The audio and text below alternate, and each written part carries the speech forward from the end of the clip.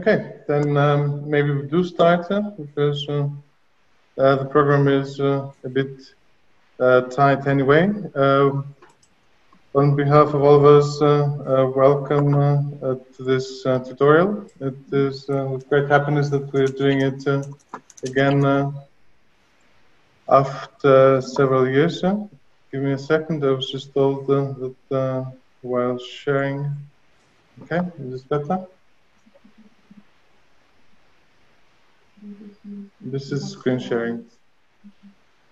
If anybody's having issues with seeing what is being presented or knowing that something is being presented, please let us know.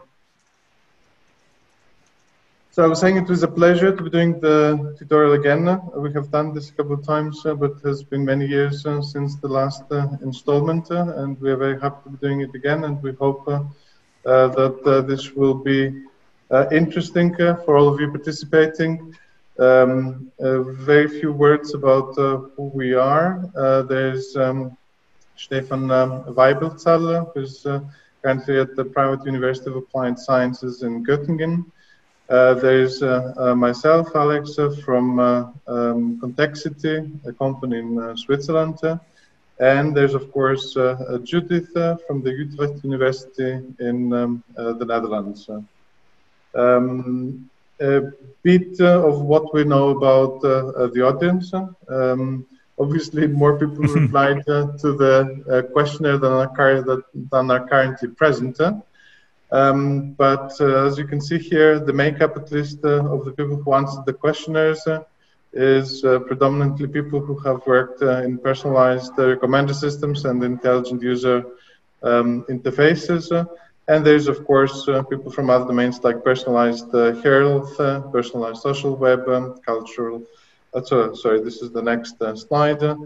This is the actual real-world domains in which people have applied the technologies: education, health, cultural heritage are among their e-commerce and so on. We are going to try and pick up examples when explaining or presenting things that fit as many of these domains as possible. And of course, you're always welcome to ask questions of how things might be translated into what you're doing yourselves, if you like. A bit about the plan. The introduction part, which is what I'm doing, will hopefully only last 15 minutes if I don't take too much time. Then Stephan will be making an introduction into layered evaluation and what it is. We will have 2 coffee breaks, short ones. The first one will be at 5, after which we will have our first hands-on session. Following that, Judith will be talking about evaluation methods in relation to layered evaluation. And after a second short coffee break, we will go into the second hands-on session. And we'll wrap it up with a few things that one needs to keep in mind when evaluating adaptive systems and when applying layered evaluation. So to set the stage a bit, what is evaluation? I will not spend too much time on it. I'm sure all of you have at least had some experience, even if you haven't performed evaluations yourselves. In the context of this tutorial, we consider evaluation all types of user studies that inform the development or improvement of a system, or demonstrate the impact of a technology. And in different words, we consider evaluation not only as a summative thing that happens at the end when everything is ready and implemented and we just want to test if it really works, but as a formative activity as well, which one can do to inform the design of a system. And as you will see, this is a subject that will come up several times, especially in Judith's part, that a lot of the methods are constrained by what stage of the development one wants to evaluate things in. Something that is important to address up front is why the evaluation of adaptation is different to normal evaluation of interactive systems. And the main point here is that the premise is different. In traditional human-computer interaction evaluation, the assumption is that all users experience the same system. And this very assumption is actually what doesn't hold in adaptive systems. If every user experiences a personalized, a different version of the system, then how can one build an evaluation that actually measures what one really wants to measure? And there are things that have been tried in the past, and they haven't really worked out very well. The most common approach is to try a system with and without adaptivity. And another approach that people have tried is to treat adaptivity as a feature, as one dimension of a system, and address that. It would be it would take too much time to go into detail on why these things don't work. But a few things are worth mentioning. If you try any of these approaches, there are several different points where evaluation can get problematic. One is the selection of non-adaptive controls. So if I compare an adaptive version, what is the best non-adaptive version that I should be comparing it to, and why? The selection of equilibrium points, if there are processes which converge to the best places, to the best values, then how do I choose that this is an equilibrium point at which I will compare this to something else? And very similar is the next point. If you have the dynamics of adaptive behavior, and you have different optima, like you have a local optimum which works well for some users, but there is a better place somewhere else that you haven't found, or that your evaluation is not designed to find. So another, these are some of the points, and there are many more. There's a lot of detail, but I think it is enough to get an idea. The evaluation goal itself is something that one really needs to consider before starting in this particular case, because in an evaluation, very often we look for the best possible version of something. And in an adaptive system, we might actually be looking for several best possible versions that are best at achieving different goals. And this in itself is, again, a very different approach to what we have had in the past. So what is the goal at the end of the tutorial? It is for the participants to really understand what are specific problems that are involved in the evaluation of adaptive systems, and why we think that layered evaluation can help address at least some of these problems, and with hopefully with the hands-on sessions and what you hear today, you would be able to go back and plan a formative evaluation study of an adaptive system, addressing either a specific layer or a specific set of criteria, or the system as a whole. So this from myself, and I think I will pass over to Stephan now, who will talk about layers.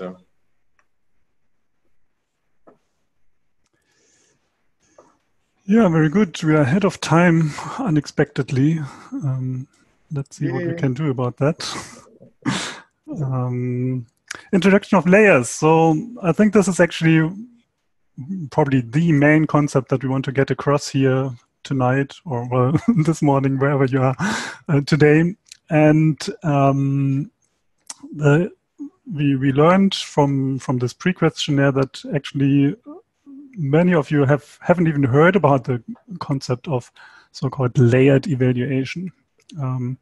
And so, yeah, this is what we want to get across, and something that you hopefully take home from today's session here.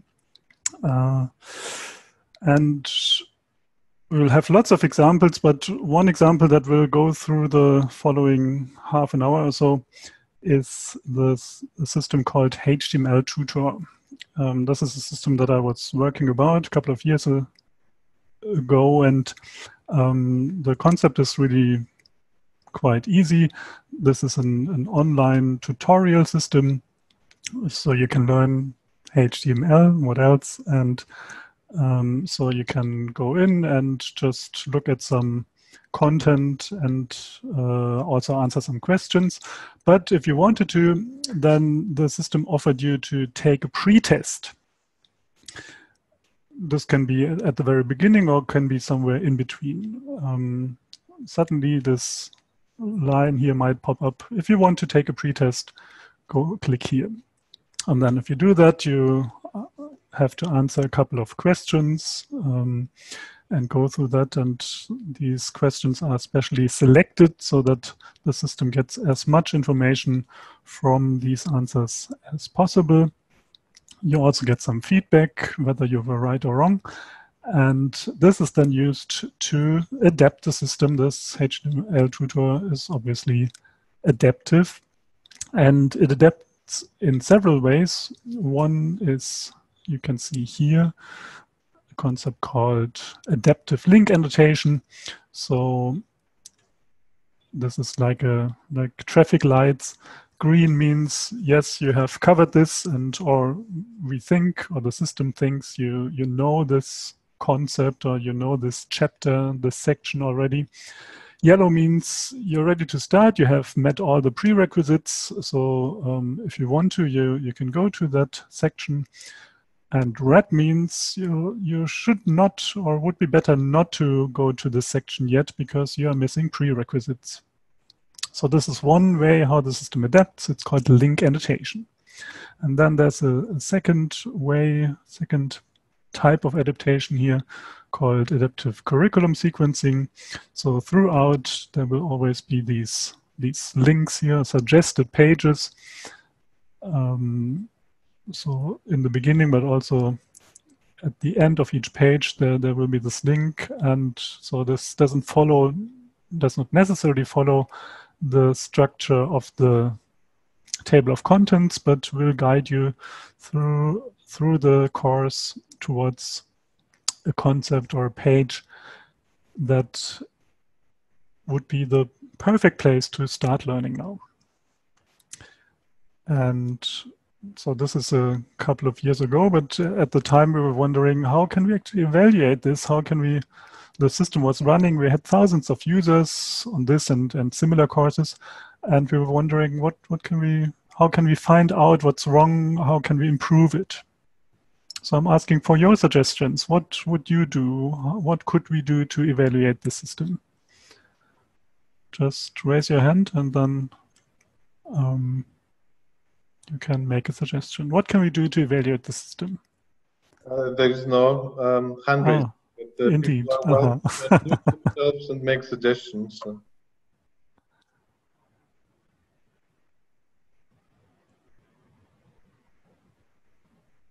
Anybody? You can also type in the chat, by the way. Yeah.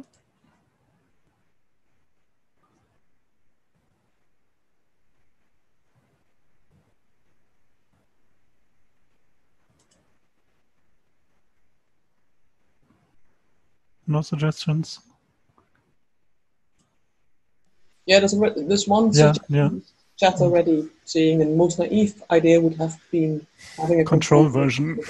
Indeed, and this is what Alex mentioned Early on, yes, we can do that. And I think at first glance, this would be the obvious thing to do. Why not just having an adaptive version and a non-adaptive version? We just switch off the adaptivity. We don't do curriculum sequencing and link annotation.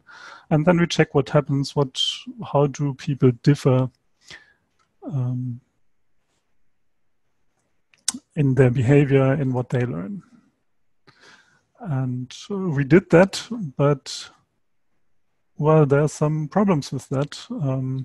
Say, imagine you do such a study, you compare adaptive and non-adaptive version, and it turns out they learn about the same. There's no obvious improvement then in learning. Then you wonder, well, great, but what's wrong? From such a comparison, we don't really learn what to improve. We learn what the difference is, but in the outcome, but an adaptive system is really just a complex system with lots of dependencies, lots of assumptions in it, and we need to actually dig deeper and try to find out what's going wrong. And this is where layered evaluation comes in. The idea of this layered evaluation is to actually look at the different processes involved, look into the components of the system and evaluate those separately in order to learn what's going wrong, and then in order to find out how the system works overall and what to improve. This goes back to ideas back even almost 20 years by now. It took a while to fully understand what's happening and how to go about it, but I think it's a rather well-established concept by now.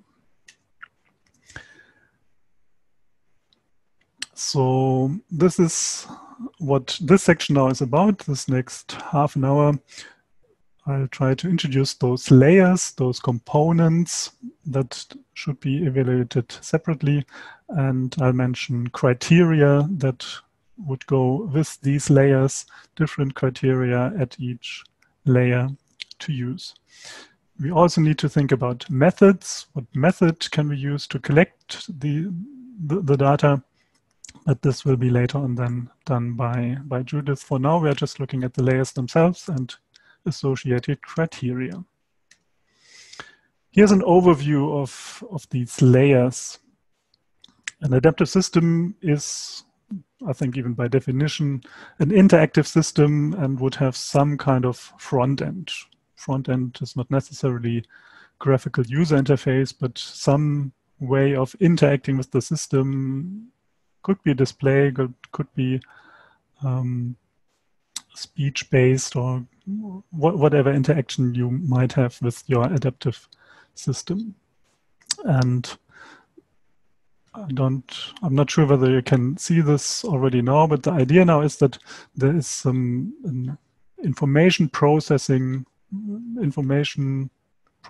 steps, starting here from input data, going through user modeling or modeling the world, and adaptation, which in the end adapts the front end again. So we are starting here with some input data. This could be all kinds of sensor data, could be observations by the system. We could observe what the user is doing.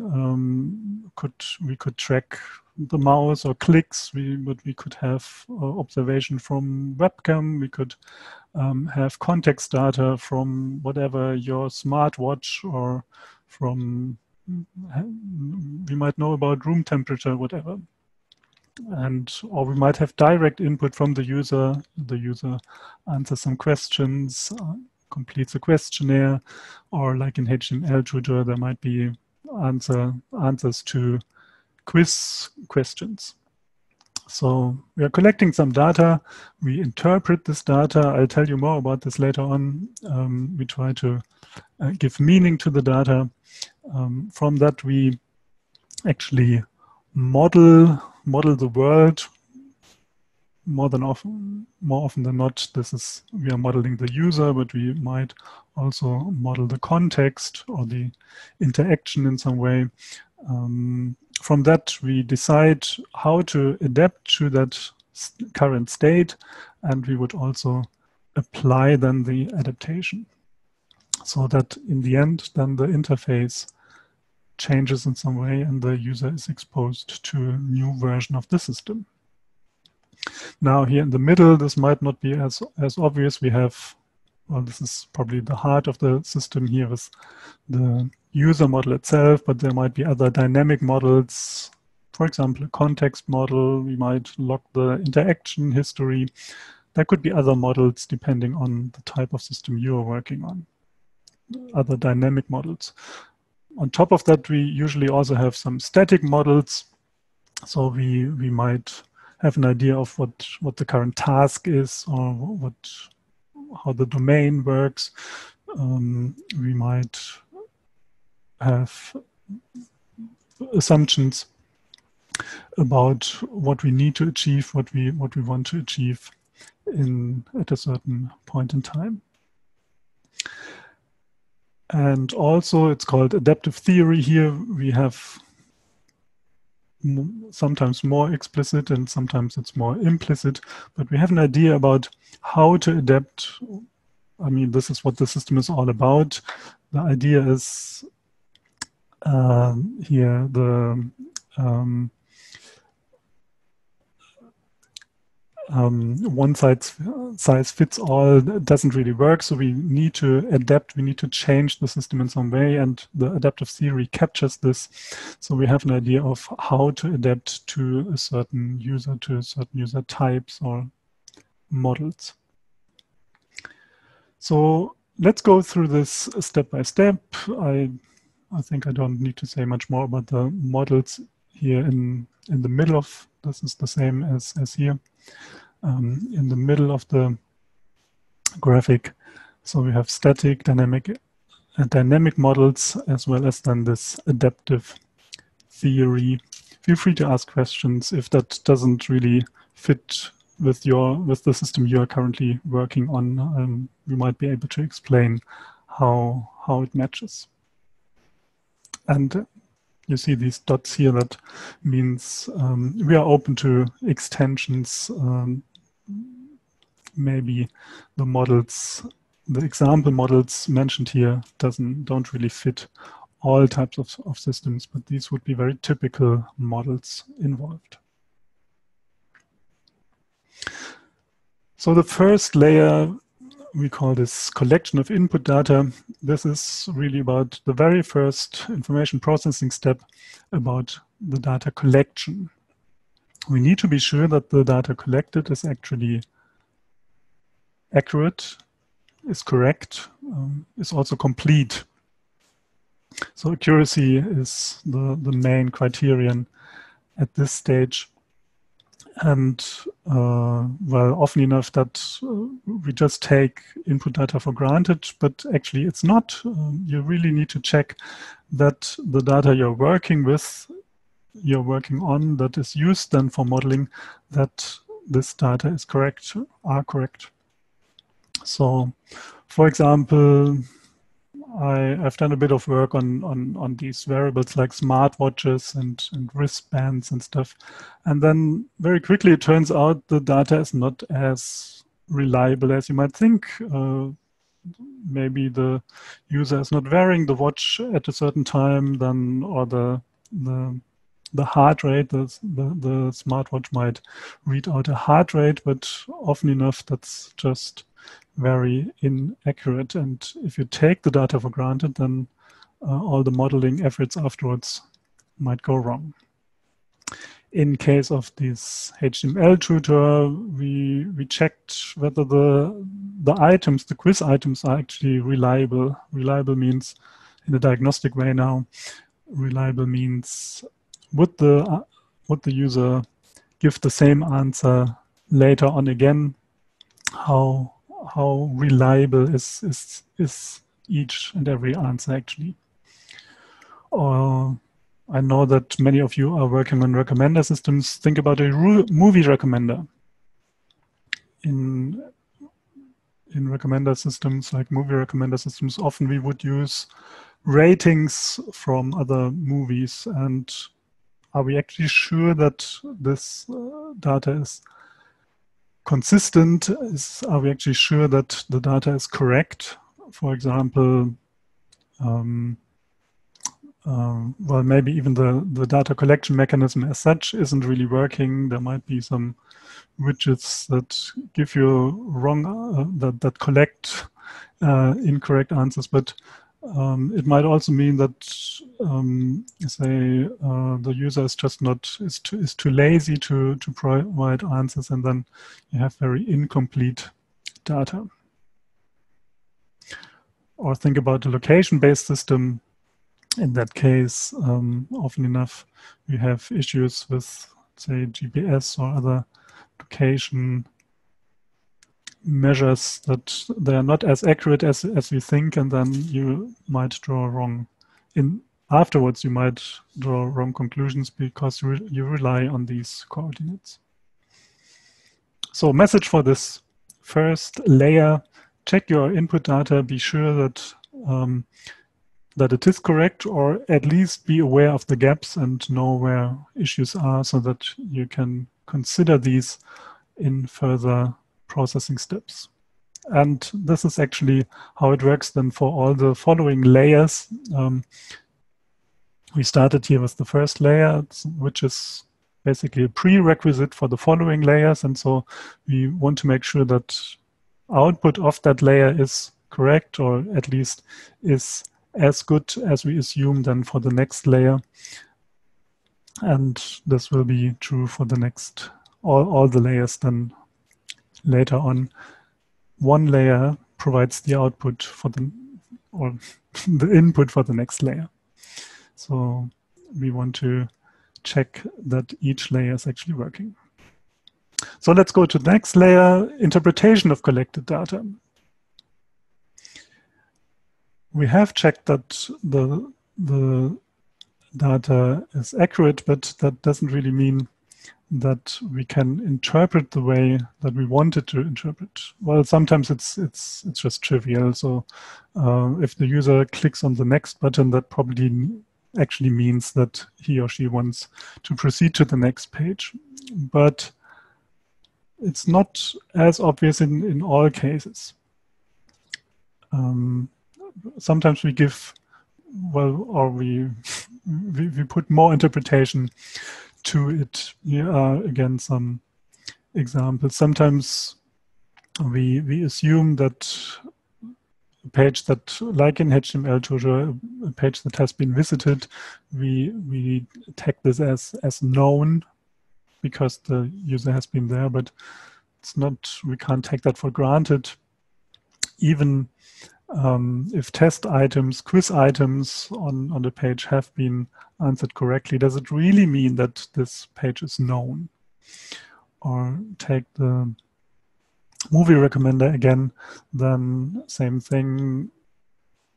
Just because the user gives a positive rating, does it really mean that he or she likes the movie? Or also in the other direction, if the user gives a bad rating, that might be just because at this very point he or she is in a bad mood, or whatever. On that day he had a fight with his girlfriend, or whatever, put him in a bad mood, and so this is the reason for the bad rating. But 2 days later he might have given a much more positive rating.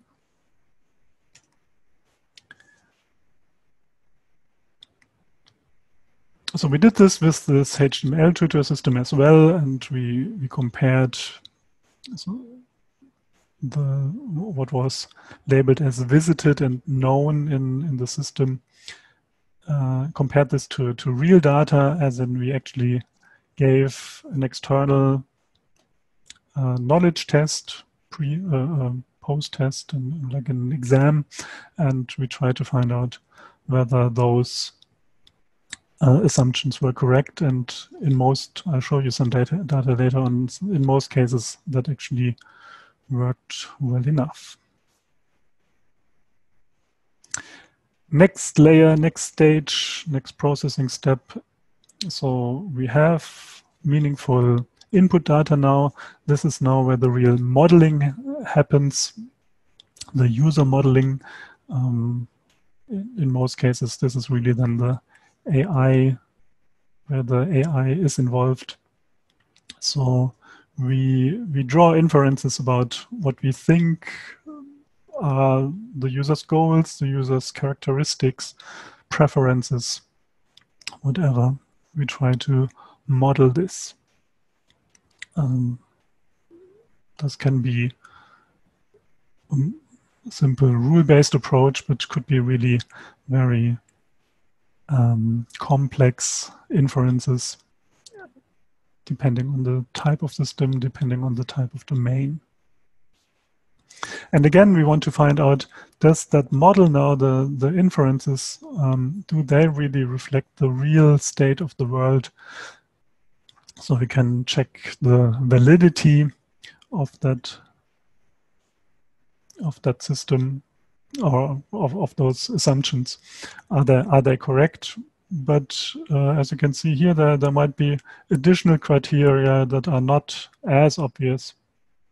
So we can look, for example, at predictability.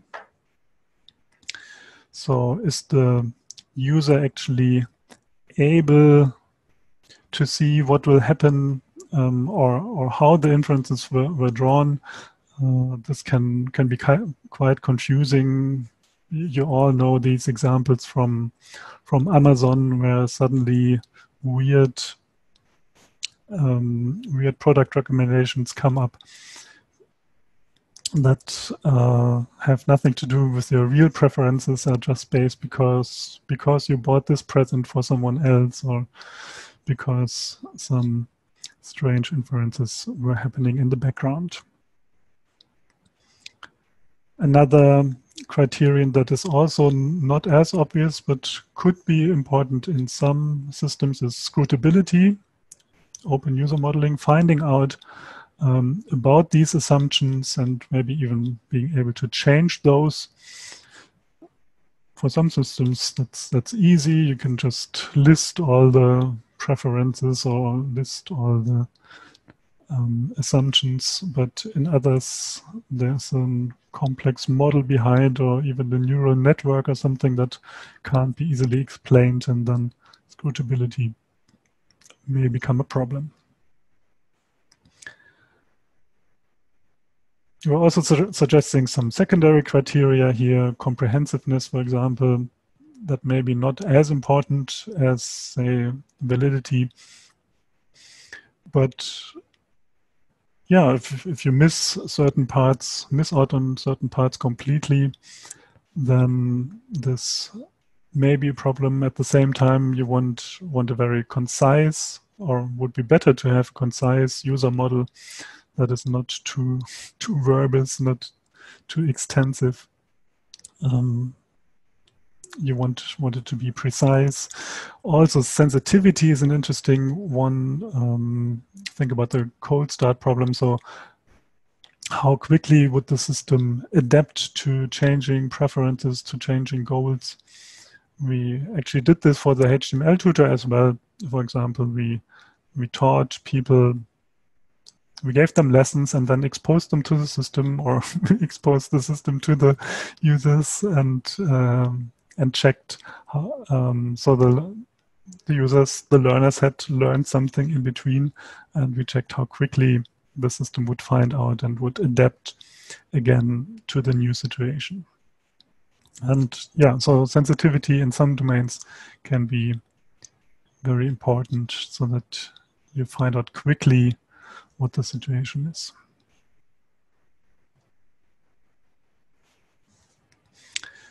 So yeah, as I said, what we did for the HTML tutor is that we compared concepts, or here they are called chapters, sections of the system where the user model said this is known or it's not known yet, and we compared this to real post-test exam that learners were taking separately, so we were pretty sure whether a concept was known or was not known. And then we compared whether this actually is in line with what the system thinks, what the state of the world would be. And as you can see here, for most sections that worked out well, there were some sections or some incongruent concepts. And then once you know about those, then you can dig deeper and try to find out what's going wrong. Is there a certain quiz item that doesn't work as well, that is not as exact as you want it to be? For a recommender system, again, you could say compare the inferred preferences to the real preferences. Also for recommender systems, I want to note that often enough we see the checking of current state of the world is done through the whatever RMSE or through recall, precision at recall, as if this was the one and only criterion that you can use here for accuracy. But in fact, depending on the recommendation task, there may be other measures that may be important. And here in this publication here, you will find some alternatives that could be used. For example, prediction at K. Well, that I'm not sure whether it gets across now. The recommendation task might be that you have to recommend X items, 5 items, 10 items, maybe only 1. And then it would be important that the best items are actually among those, as opposed to just finding out with precision and recall whether you cover all of them in some way.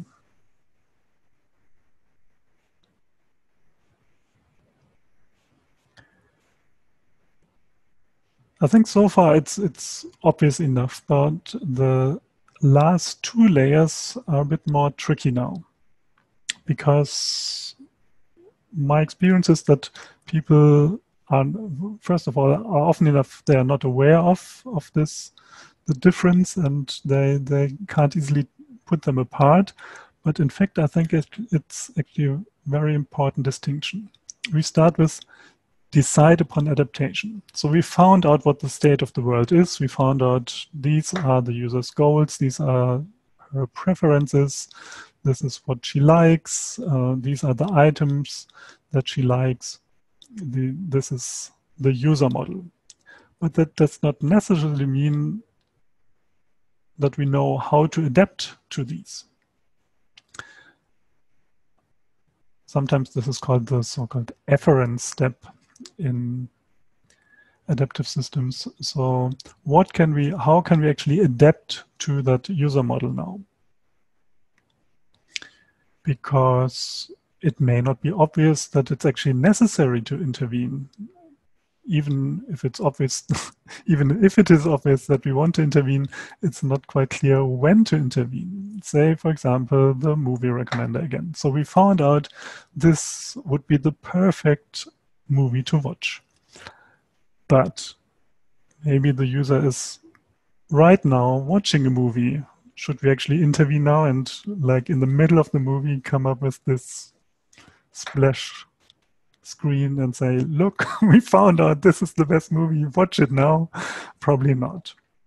So even if we know about the user, we still need to decide when and how to adapt to the state. Here are some criteria that could be applied at this layer. So I was just talking here about necessity. This is an obvious one, or probably also the most important one here. But even if is it appropriate at all to intervene? At what time is it appropriate? Would the user accept such an intervention, such an adaptation? Can we explain why we came up with this suggestion, and would this lead to substantial acceptance?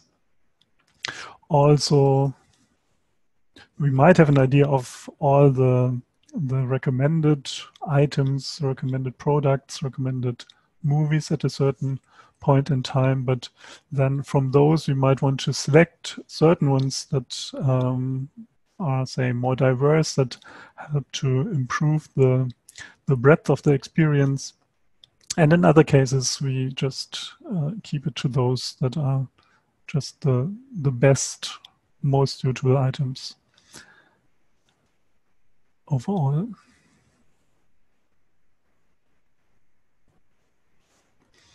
So that applies also, to, of course, also to this HTML tutor. Again, so we know what chapter the learner should look at next, but does it really mean that we should recommend it? Should we put a label, go to this page, or should we, well, we could even force them to go to, if we're really sure what the best section in our course is, we could actually force them to go there, but more likely we just want to recommend it in some way. Same for the movie recommender. So we know, well, I actually used that example just before. I think, again, should we actually push a recommendation? Should we actively recommend a certain movie, or should we just wait for the next opportunity when the user asks us for a recommendation? Then we pull out our ideas and then we show what we would recommend, but only on request.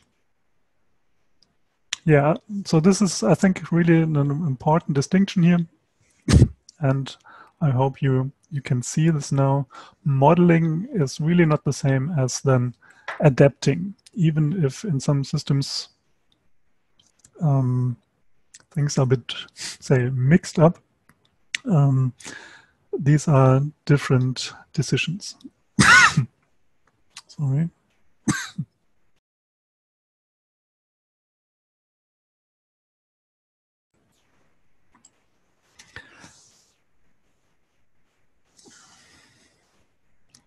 And now it gets even more weird. So we have decided how to adapt, or what to adapt. This is actually the more exact term. We have decided what to adapt, in what way to adapt.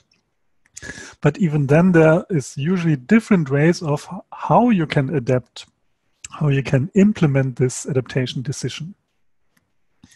This is also a distinction that may not be as obvious to everyone at first glance, but again, I think that's actually an important one. This mainly refers to the user interface, basically the user experience or usability component or aspect of it. So say in the example of the HTML tutor, well, we have decided, yes, we want to provide link annotation. And we saw in our particular case, we used this traffic light metaphor. So we had green, yellow, red buttons, bullets that would in some way try to convene this idea of what is recommended, what is not recommended. But it's not obvious that red, green, and yellow buttons, bullets are the best way to implement this idea of link annotation. Maybe we should use blue, green, and purple. Probably not, but there could be different ideas. Maybe we have different, not only different colors, but also different shapes. Maybe want to change the color of the link or the concept rather than just having bullets there. Maybe we want to really point this out very obviously. There could be different ways of how to implement the same adaptation decision. And again, this will have an effect on the total behavior, on the reaction of users. And if you mess that one up, then the whole thing might go down. So even if we have decided what adaptation to take, we still need to work out what would be the best way to instantiate this particular adaptation decision. So we have criteria here like usability, of course. Do people understand what it means?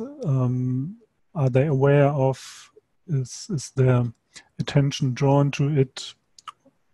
But at the same time, maybe it's obtrusive. Maybe we distract people by pointing out what we what we want them to see, or they get confused. Yeah, is it acceptable from the user's point of view? Is it the right point in time? Do they have control over how it looks like and how the system shows the adaptation? And again, as we had before, also at this stage, predictability, as in, does the user understand what will happen or why certain adaptations happened? This may be checked here.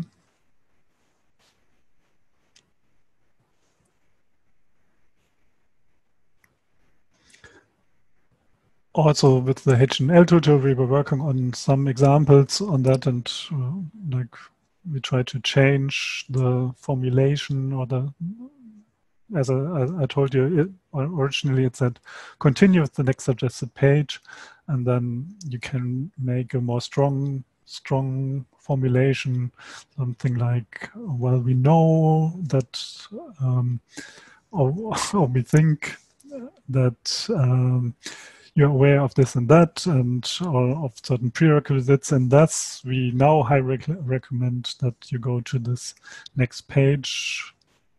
Examples or studies have shown that people who follow the recommendations will actually be quicker and learn the same. So you can try to actually convince or have a very strong message there, or it could be more subtle, and you just, yeah, recommend a suggested page. Same for the recommender systems, movie recommender, all types of implementations are possible. You could show just one, and one recommendation, the best fitting movie initially, and let the user ask for more, or you show all of them, or there's a long list, and users can scroll through the list. You need to decide what would be, or you need to find out what the best way is, and it's probably a good idea to run several versions and to compare them in some way to be sure that we are not in this local optimum, but we actually reach the global optimum of what we can do with the adaptation.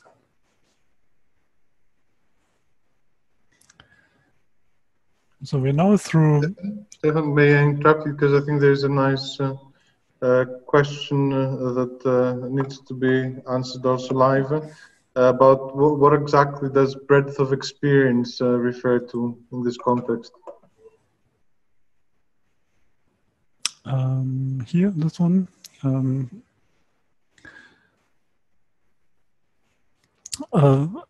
Very similar to what we had before. So in particular for recommender systems, you could go for diversity rather than just always recommending the best fitting item, best fitting product, best fitting movie here.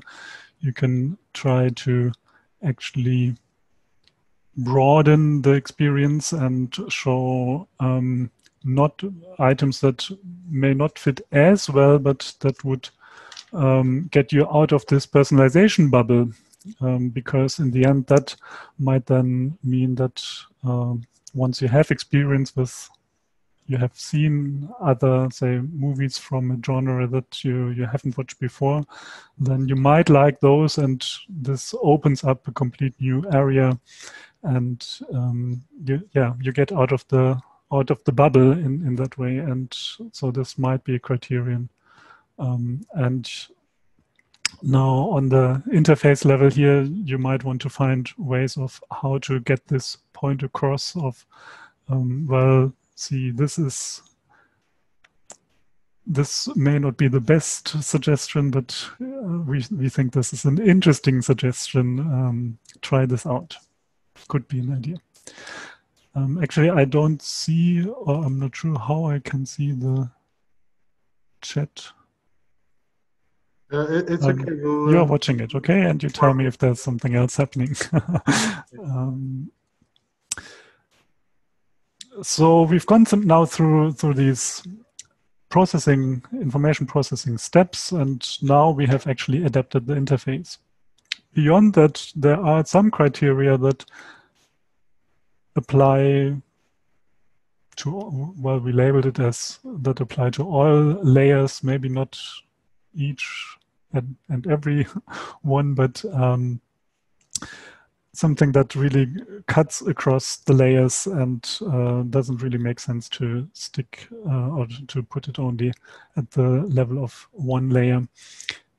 One is privacy. Of course, we want to design for privacy now, even more so currently as before. And it's still probably something that is looked over in too many adaptive systems or user modeling systems. Let's try to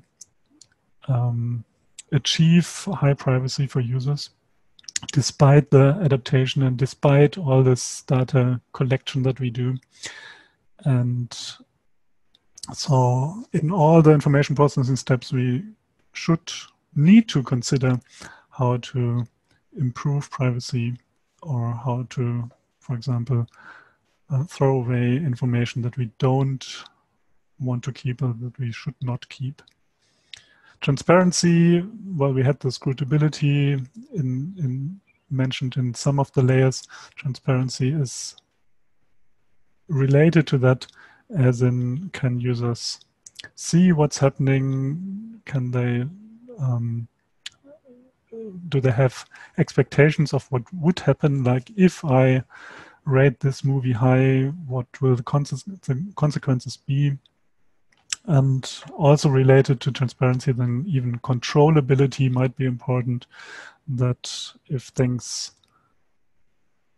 happen, if things go wrong, then can we stop it? Can we change the assumptions of the system about me, that things that are in the user model or in the context model, can we actively change that in order to achieve a certain state?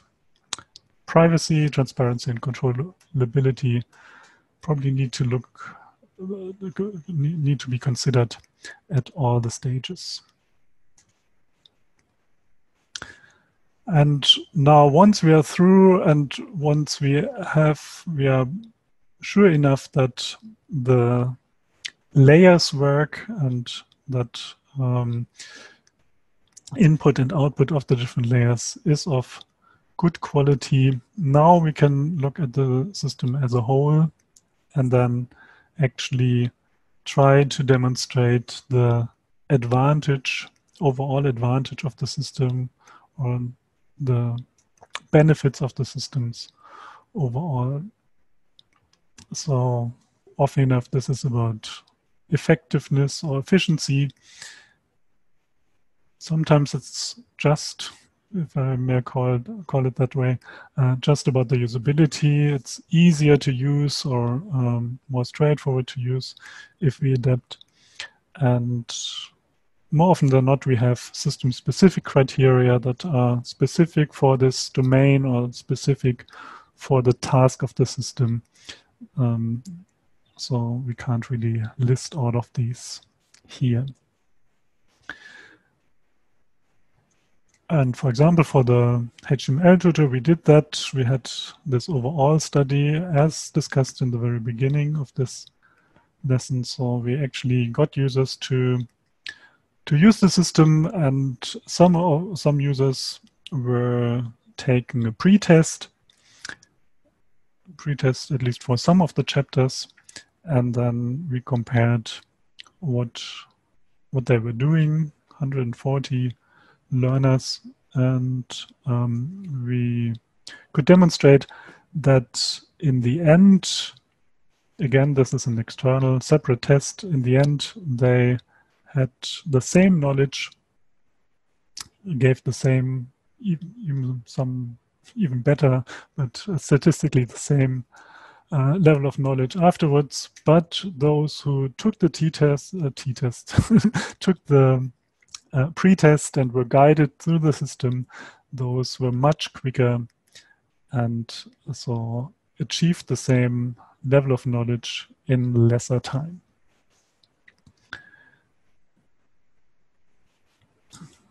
And well, for a movie recommender, then you might actually try to compare or to check, do people actually like those recommendations? How do they react to the recommendations?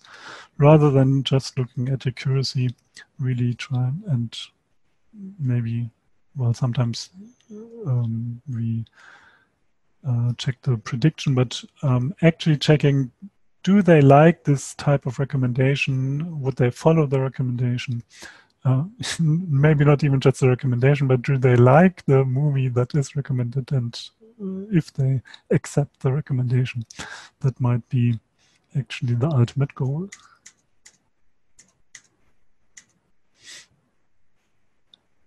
So I have 1 minute left here to go through this last example. We do this really quickly. So you see, you've seen this picture before, and now let's apply this to a health recommender system. I think this is something that Judith was working on, and we might reuse that example later on. Personalized rewards for walking, trying to encourage more activity among users. And in that case, the system is tracking the activity. So we had a pedometer. We were able to measure the steps, and also users had to answer some questions on their personality. We try to interpret this in the sense of what are their main personality characteristics, their scores on this personality questionnaire, but also does it really reflect how much they walked in a day?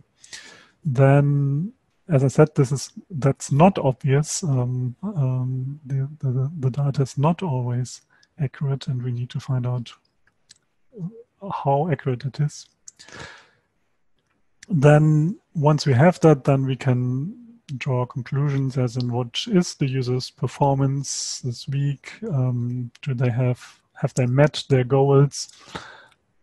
How does it interact with their personality?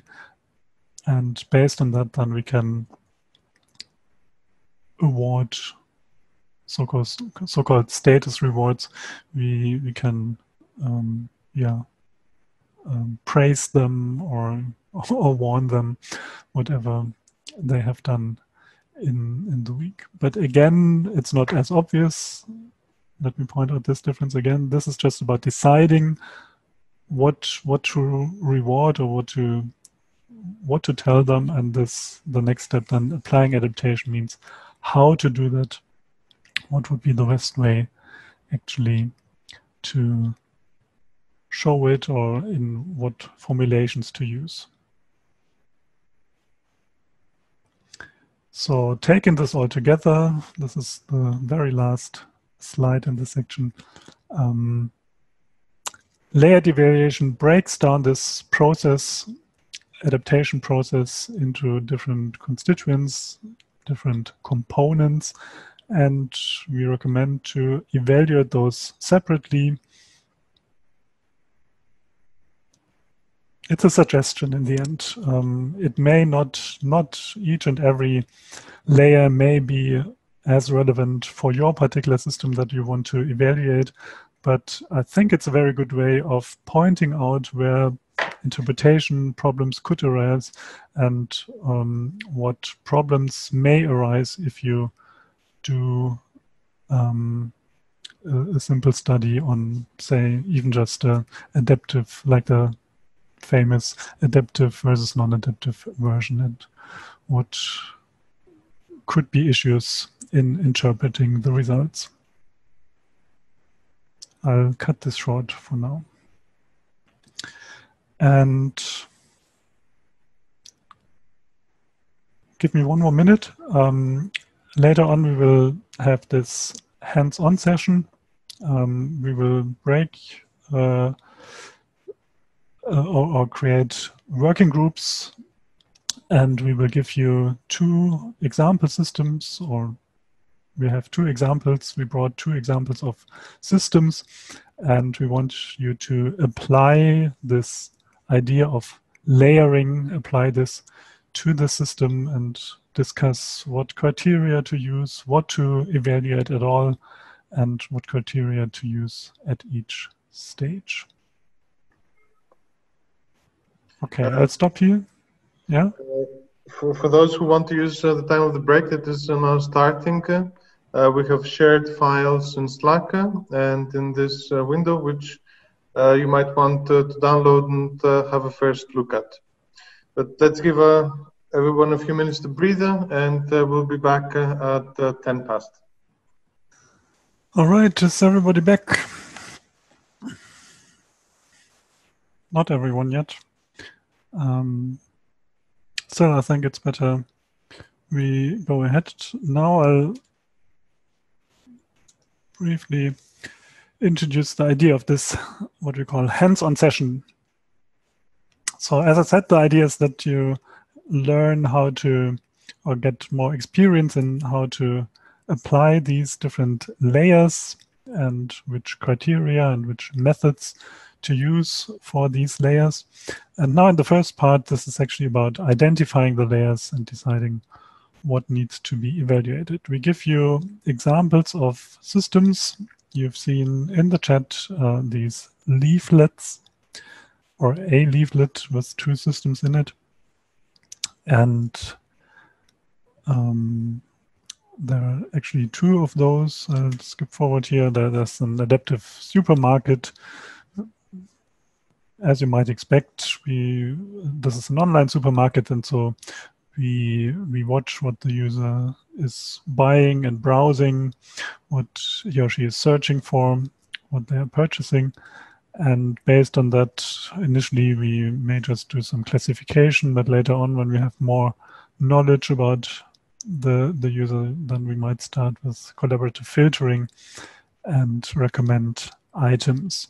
This is the supermarket, and then there's a second system called Musify, where we completely invented system, and this is an adaptive music player.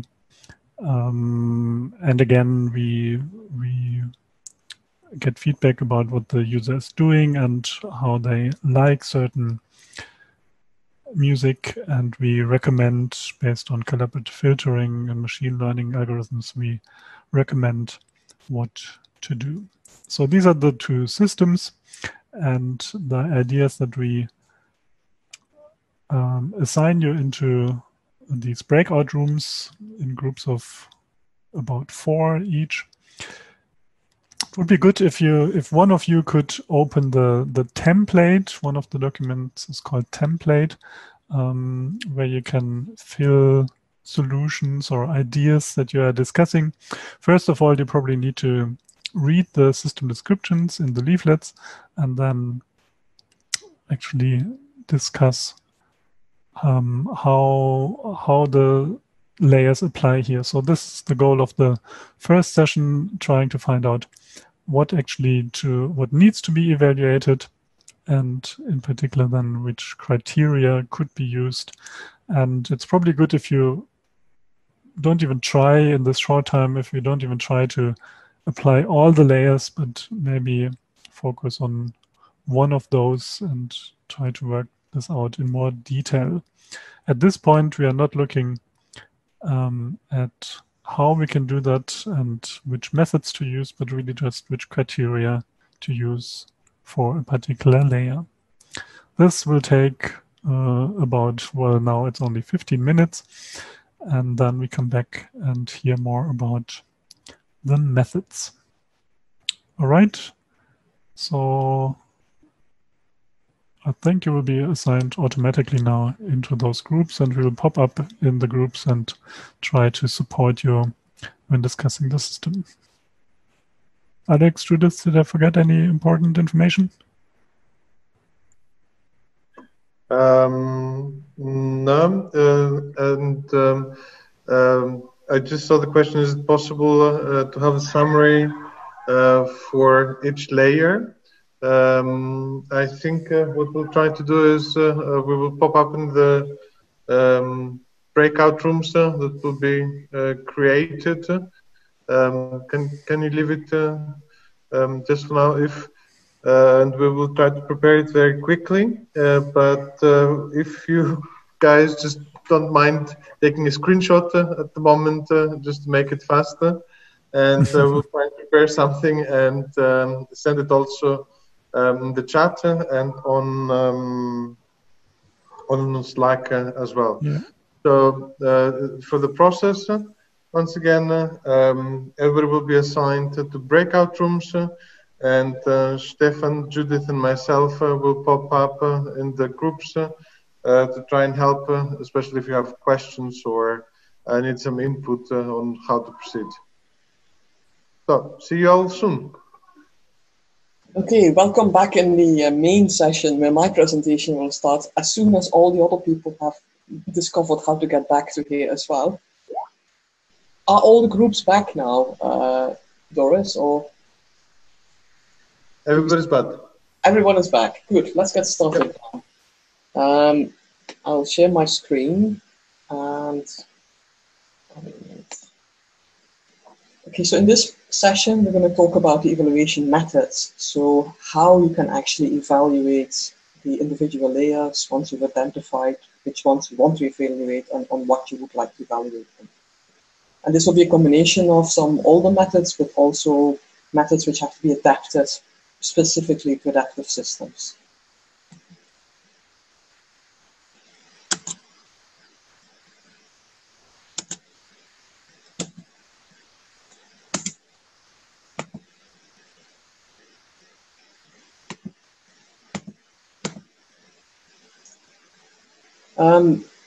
Different methods exist depending on when the evaluation is done, how it is done, and by whom it is done.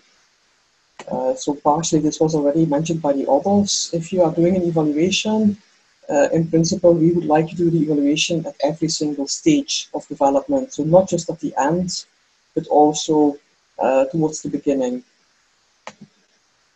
In this particular presentation, I'll distinguish 3 different development stages. At the beginning, when you're trying to decide on the specification of the system. So you are still trying to figure out what the algorithm should do, for example. Then at the design stage, when you have either got the user interfaces or maybe the algorithms designed for your system and you want to know how good they are and how you can improve them. And in the third phase is implementation, when you already have a prototype implemented of your layer. To evaluate a layer, there are different ways you can do this, but for all of these, you need to know what input the layer receives and what output it produces. So that's specific for layered evaluation.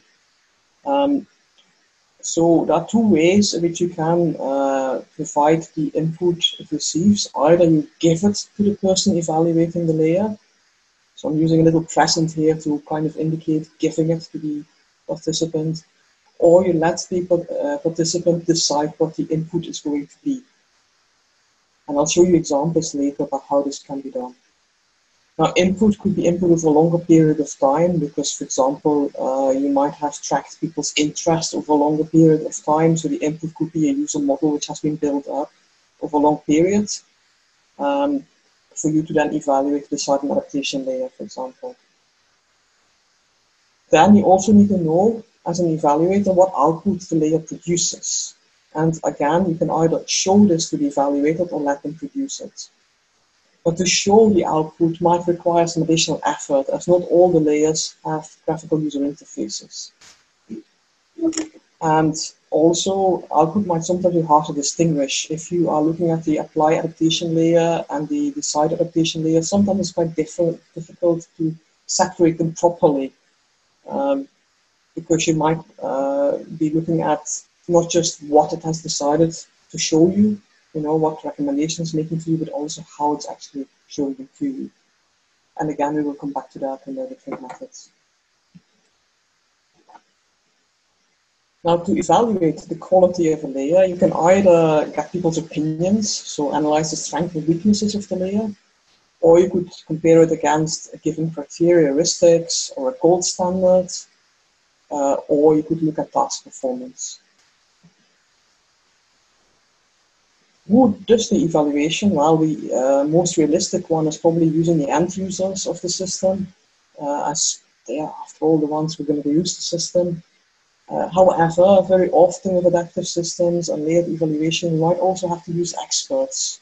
And you might need those because it might be very difficult for a user to properly evaluate an individual layer. For example, if the input-output is a Bayesian net, a normal person might not be able to understand, then you will need an expert. And also the experts are needed because in some methods, when we, for example, use criteria, the experts might understand the criteria better. A third way of doing this is by using simulated users, and that might be done because it requires less resources than real users, but can of course not replace real users completely. We'll come back to simulated users as a method later on. This then leads to a set of methods which can be distinguished between which phase they are used for.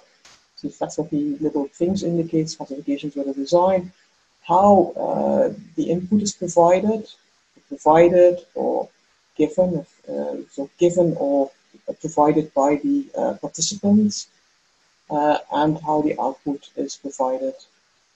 And then also who does the evaluation, normal people or experts, for example, how it's done, and which layer it's done.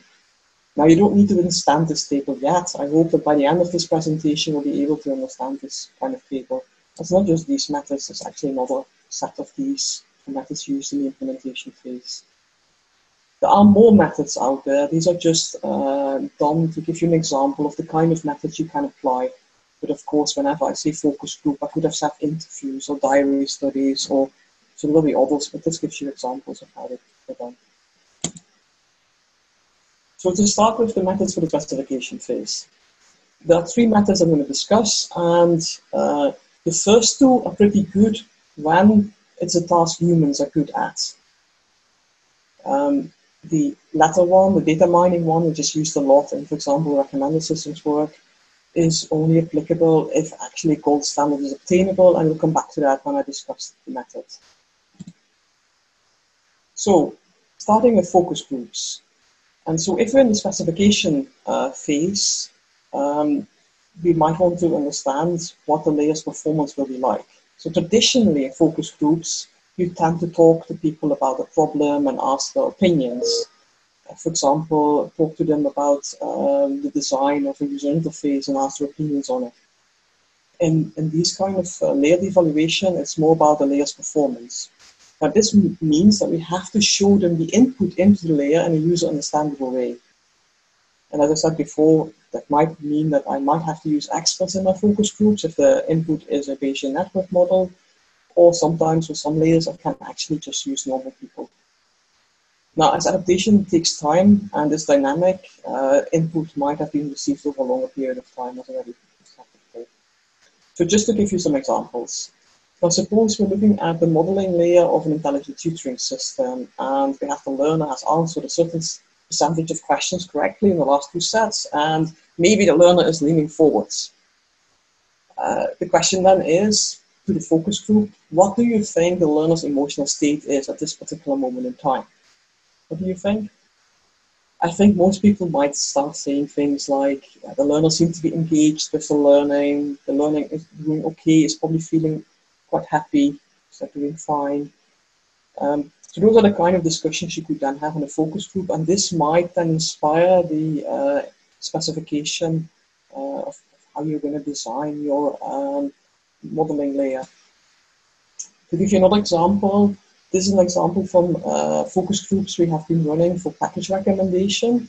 So in this particular case, we're trying to recommend pairs of items to people, in this case a shirt and a pair of trousers, for example. And we gave the focus group as input the ratings of individual people for t-shirts and bottoms, and we asked them, to what extent do you think this user is going to like these particular combinations and why? And from the focus group, you get all kind of insights into what attributes people are actually using to come to these decisions. So in addition to the ratings for the individual items, they're also using things like, long sleeves should not go together with short trousers and things like that. Another example is the apply adaptation layer of the recommender system. Now suppose as input the decision to emphasize the football news and de-emphasize the cricket news, which came from the previous layer. The question to focus group would be, how do you think this emphasizing, de-emphasizing should be done? Should we actually just remove the cricket news? Should we put it in a smaller font? Should we put more stars next to the football news? And we could have a discussion about this in the focus group. In summary, focus groups are quite good because they can be done very early in the process and can discuss events which are happening over a long time span. The limitation, of course, is it's just subjective opinions. This is what people think might work well, and people are not always right in what will work well for them. It depends on a good moderator, and of course you can only cover a couple of topics because otherwise it will take too long. The second method, which you can use in the specification phase and also in the design phase of the algorithm when you already have an algorithm designed, is called user as wizard. In the user as wizard method, what is special is that it's actually the participants who are producing the output of the layer. So therefore, in the out thing, we have that question mark here. Participants are producing the output of the layer. Participants could be either end users or could be experts. And what we will do is the participants are going to take the role of the system. So in this case, the role of the layer. And so they're given the input just like the layer would have given it to them, and then perform the task of the layer. Whilst they're performing the layer task, one could use the same observational methods as in a task-based experiment. For example, co-discovery, thinking aloud, these kind of things you could use. Or you could interview people afterwards, of course, about why they were making the decisions the way they were doing it. And then what you then could do as a second step is compare the performance of the participants with the design of the system algorithms if you already have a design. This method is particularly useful for modeling layers, design adaptation layers, apply adaptation layers, so for the higher layers in the system. Though you might also be able to do it for some lower layers if you think about carefully about how you can do it. So to give some example, this is an example of a design adaptation layer of a group recommender system. So in this case, we have a user model given to us, which tells us that Peter really likes item A, got a rating of 10 for item A, and Jane really dislikes it, got a rating of 1. And the systems is supposed to now figure out what items to show to this group of users. For example, if they had time to watch 5 clips, which 5 should it be? And in this particular study, we gave participants exactly this task. So we asked them, what would you recommend to the group? The task of the design and adaptation layer. If they had time to watch 1 thing, 2 things, 3 things, 4 things, 5 things. And why are you making this recommendation? And then we compared what people do with what different algorithms in the literature did regarding the combination of tastes of different people, you know, to make these group recommendations. Another example, a modeling layer of a persuasive system. So suppose we have a set of arguments about, in this case, nuclear power. We know already how strong these arguments are. Maybe we verified it in another experiment. We could ask people, suppose you know a person is neutral on nuclear power, what will his position be after hearing this particular argument? So here we're trying to figure out how the user modeling should work. There's some new data is coming in. How is this going to change the position of this particular person? Or the design and adaptation layer of a persuasive system. In this particular study, we gave people information about the context. Like you're going to a local quiz night with your friends, you're trying to persuade another person to join you. This other person is friends with one of the people who's already going with you, and they share a hobby with a third person who's going with you. How are you going to persuade this person? What are you going to say? So you're basically giving them the user model and the context model, so you know about the friendships between people, you know about the shared interest, and you're asked to decide which persuasive strategy you will use. This one is a design and adaptation, applied adaptation layer of an intelligent tutoring system, so combination of the two a little bit. We give the participants stories about, we tell them basically about the person they're doing this for. So in this case, we have a student who is low in emotional stability as expressed by the story we've given to people to read. We tell them about the performance of this person, they just failed. And we ask the participants, what emotional support would you provide? So in this case, the design and adaptation is how do you adapt emotional support to, in this case, the personality and performance of a learner. And I say it's a combination of DA and AA because, of course, in this case, you can also see the words you're going to use. So it's also expressing it already. Now, as an alternative of the second step in user as wizard, where you're comparing it with the algorithms which already exist, you could also do something which resembles a Turing test. So what you could do is you show participants output provided by or experts by both the participants and your user's wizard, or by the system, by different algorithms.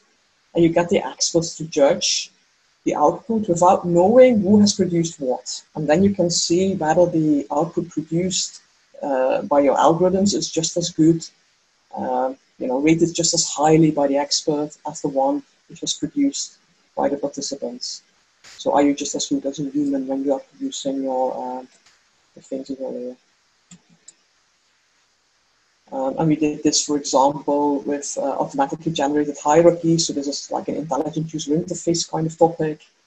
And we showed people hierarchies which were produced by system algorithms and hierarchies which were produced by humans. And we asked them about how understandable these things were and all kind of other things. Or in a group recommender system,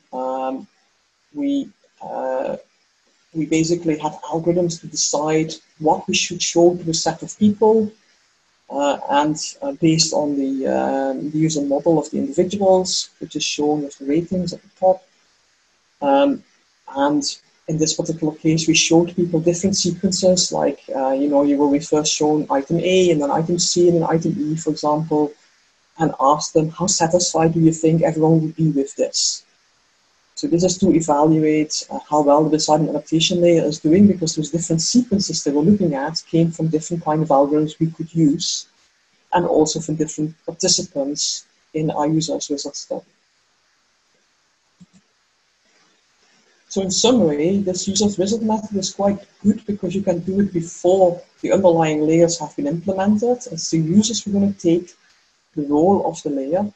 So you can also do it before the layer itself has been implemented, and it might inspire how you actually design your layer. Of course, it means that the layer input has to be understandable to the participant, because they take that input and produce the output. So if they can't understand the input, then this is not a good method. And of course, it requires a task that humans are actually good at. Now, if humans are not good at the task, there's another method you could potentially use, which is called data mining.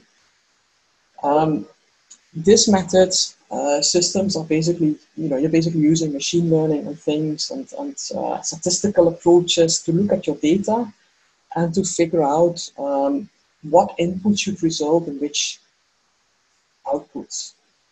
Now, in order to do this and to figure out how to do this, you need a gold standard. So you need data which actually has input and output examples, so you can actually learn which input should result in which outputs. The gold standard, so the ideal outputs, either they might already exist, or there might be existing data sets. For example, the movie lens data set, which has ratings for lots of movies. You could potentially use that to use. Or perhaps you can run a special study. For example, if you want to model how well people are learning, you could potentially get learners to do a test, and then you could use that test data as the gold standard of how well they've understood things, with which you could then try to learn how you could detect it from what they were looking at or what they were clicking at and things like that. Or you could potentially do it indirectly. What do I mean by indirectly in this case? Well, for example, suppose we were deciding on the emotions of a learner by looking at their facial expressions. Then we could have experts in human emotions, psychologists or whatever, looking at videos of the learners and also telling us what they think the emotions are. And we can use that as the gold standard.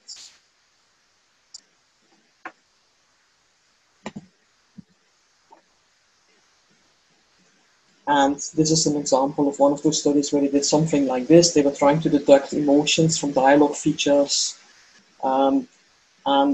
But they also measured learners' emotions using videos and had trained judges, but also peers, other learners, to judge them what they thought the emotions were.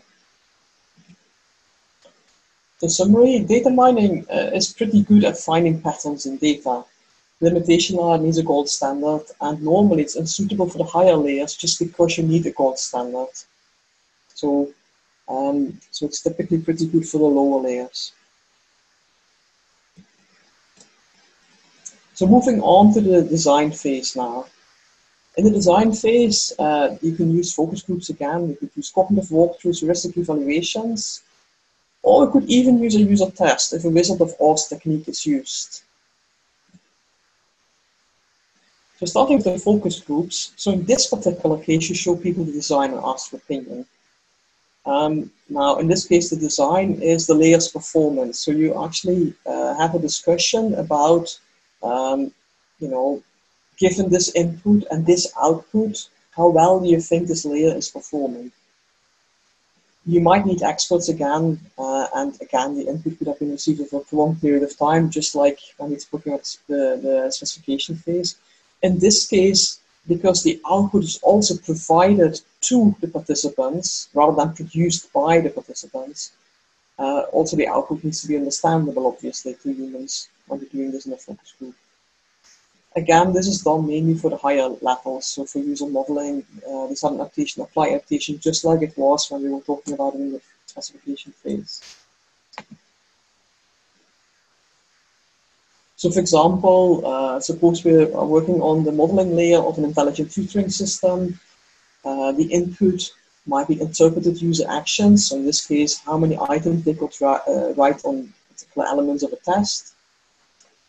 And the output could be a user model of the mastery of, for example, if-then statements, while statements. And so maybe I think they now have mastered if-then statements really well, and 9 out of 10. And I'm high in confidence as a layer on this aspect. And so we could, as a focus group, discuss whether they agree with those user models which have now been produced. Whether the interpreted user actions indeed should result in this kind of user model. Like, do we agree that the learner probably is demotivated by now? And then we can be not very confident about it, but reasonably confident about it. Or if we do the design adaptation layer of the recommender system, and we have as input, say, the interest of users and how confident we are in those interests, and the output might be how the system decides to emphasize the football news and we emphasize cricket and rugby. Do we agree with this as a focus group? Do you think that's the right decision to have taken at this particular moment in time? Or for the apply adaptation layer of a recommender system, we could show screenshots perhaps on how recommendations are explained, and then discuss which way is preferable and how to improve. And these are the kind of studies which have also been done in the past by people. So is this the right way, where you kind of say how many people like you rated these movies? What does that tell you? Is that gonna, how could you improve this kind of explanation? And maybe people might say, oh, I'd like bar, I don't like these bars, maybe I like pie charts better or something like that. Focus groups, again, early on in the design process, events happening over a long period of time, and the limitations are very similar to the ones we had before. A second method you could use in the design phase is cognitive walkthrough. Now, traditionally, when cognitive walkthroughs are done for usability evaluations, what you do is you get experts and you get them to walk through typical tasks of end users and determine at any moment in time, any step, whether they think a novice user would have difficulty performing them. Now, when we look at an adaptive system, we have a problem because this normal correct action sequence one uses in a cognitive walkthrough, in this case, of course, has multiple instances because the system adapts, and so for different people, the correct actions to take might well be different things. Also, normally you're looking at user interface elements, so this is basically useful only if you actually have a user interface for your layer. Yeah? So typically, you can do this perhaps for the later layers, the apply adaptation combined with the silent adaptation of the system as a whole. Sometimes you can also do it earlier. For example, if I was working on a modeling layer, and there was a graphical user interface for modifying the user model, then I could apply a cognitive walkthrough to see if the user would be able to change the model to a desired state.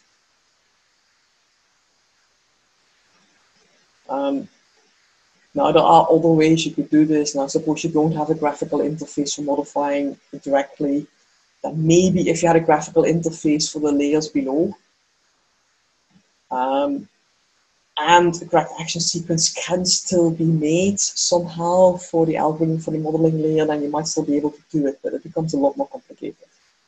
And so typically it's better to do it if you have an interface for the layer itself and the task, the correct action sequence can be made for that task.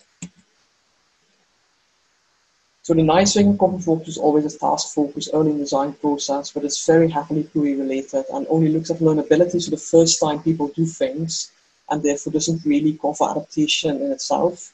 But you could still use it for certain layers, like the Scrutability thing about the modeling, which I showed you. A method which is more often usable is heuristic evaluation. So in the traditional heuristic evaluation, you give people criteria, heuristics, and they judge user interface elements against those.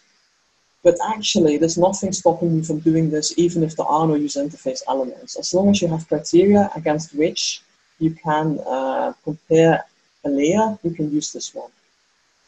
So what you do is you take experts, because it should be people who really understand the criteria, and you give them the layer input and show them the layer output, so what the layer does with it, and then they judge the layer's performance on a set of heuristics. You can use the general layer criteria heuristics, but you might need to make them a bit more specific per layer. You could also use Anthony Jameson's usability challenges, which he wrote about at some point. In this presentation, I'll be using the layer criteria and try to make them a little bit more specific. So for example, if we look at the criteria like transparency and comprehensibility, which you can apply to any of the layers. Then for the capture input data layer, this becomes a question of what does the user actually understand what the system has captured. For the modeling layer, it could be, does the user understand what the system has modeled and why it has modeled that? So does it understand that, you know, if you look at it for a while, the system might say, oh, you spent 5 minutes reading this item, you know, once you're staring at the screen, and that the modeling layer might then decide you actually like cricket. You know, would the user understand this? And also, would the user understand what adaptation decisions it has taken and why? Like, it's no longer showing me the football news. This is because I kept looking at the cricket news and how the adaptation has happened. Oh, look, the football news is now in a bigger font. Yeah, something like that. And you can do this for all these different criteria. I won't go through all of them in detail, but you can read it on the slides later. So, for example, for predictability, you know, when you predict, if the user asks to approve major changes to the appearance and the functioning, you know, so there's a couple of these kind of things you can do. The controllability, can the user influence how the decisions are being made? Can the user undo user modeling action? So tell the system, after all, I'm not interested in the cricket. I was just looking at the screen because I was thinking about something else. Or someone interrupted me and I was just drinking a cup of tea. Then can I actually tell the system I'm not interested in the cricket? Can the, you know, is the timing appropriate for the deciding adaptation by adaptation layers? Is personal data protected? You know, the ones you have interpreted about me, the things you've modeled about me. How do I know that my data will be, you know, is my data safe? Can I actually decide what data you can capture about me? So depending on the layer, you have different questions you might want to look at. Something for breadth of experience, like, you know, we've discussed this earlier in the tutorial, but does it actually allow the system still allow users to access material the system thought was less suitable for them? And the same holds for unobtrusiveness, aesthetics, appropriateness, necessity. So there's a whole load of these with sub-questions depending on the layer. So to give you an example of how such a risk evaluation could look like, suppose we want to evaluate the applied adaptation layer of an intelligent tutoring system, and you might recognize the thing on the left because that's the HTML-Tutor Stephan was talking about earlier.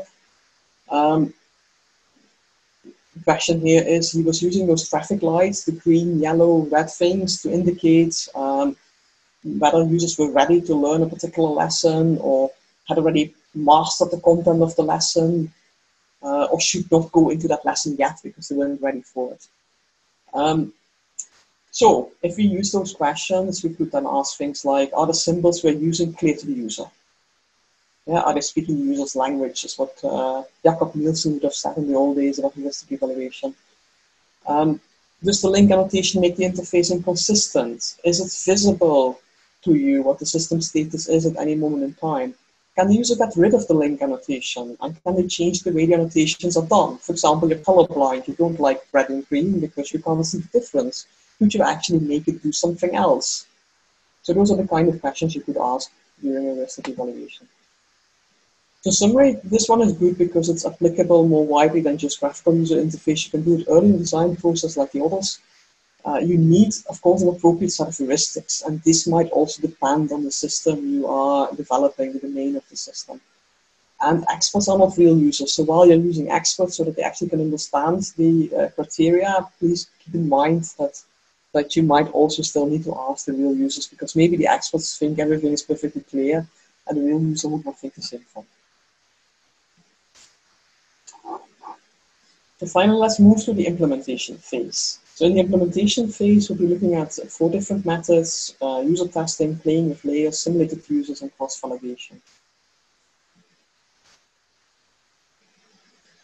So for a user test is what we used to do a lot of, particularly if you were evaluating, for example, intelligent user interfaces or intelligent tutoring systems or persuasive systems. We like our user tests.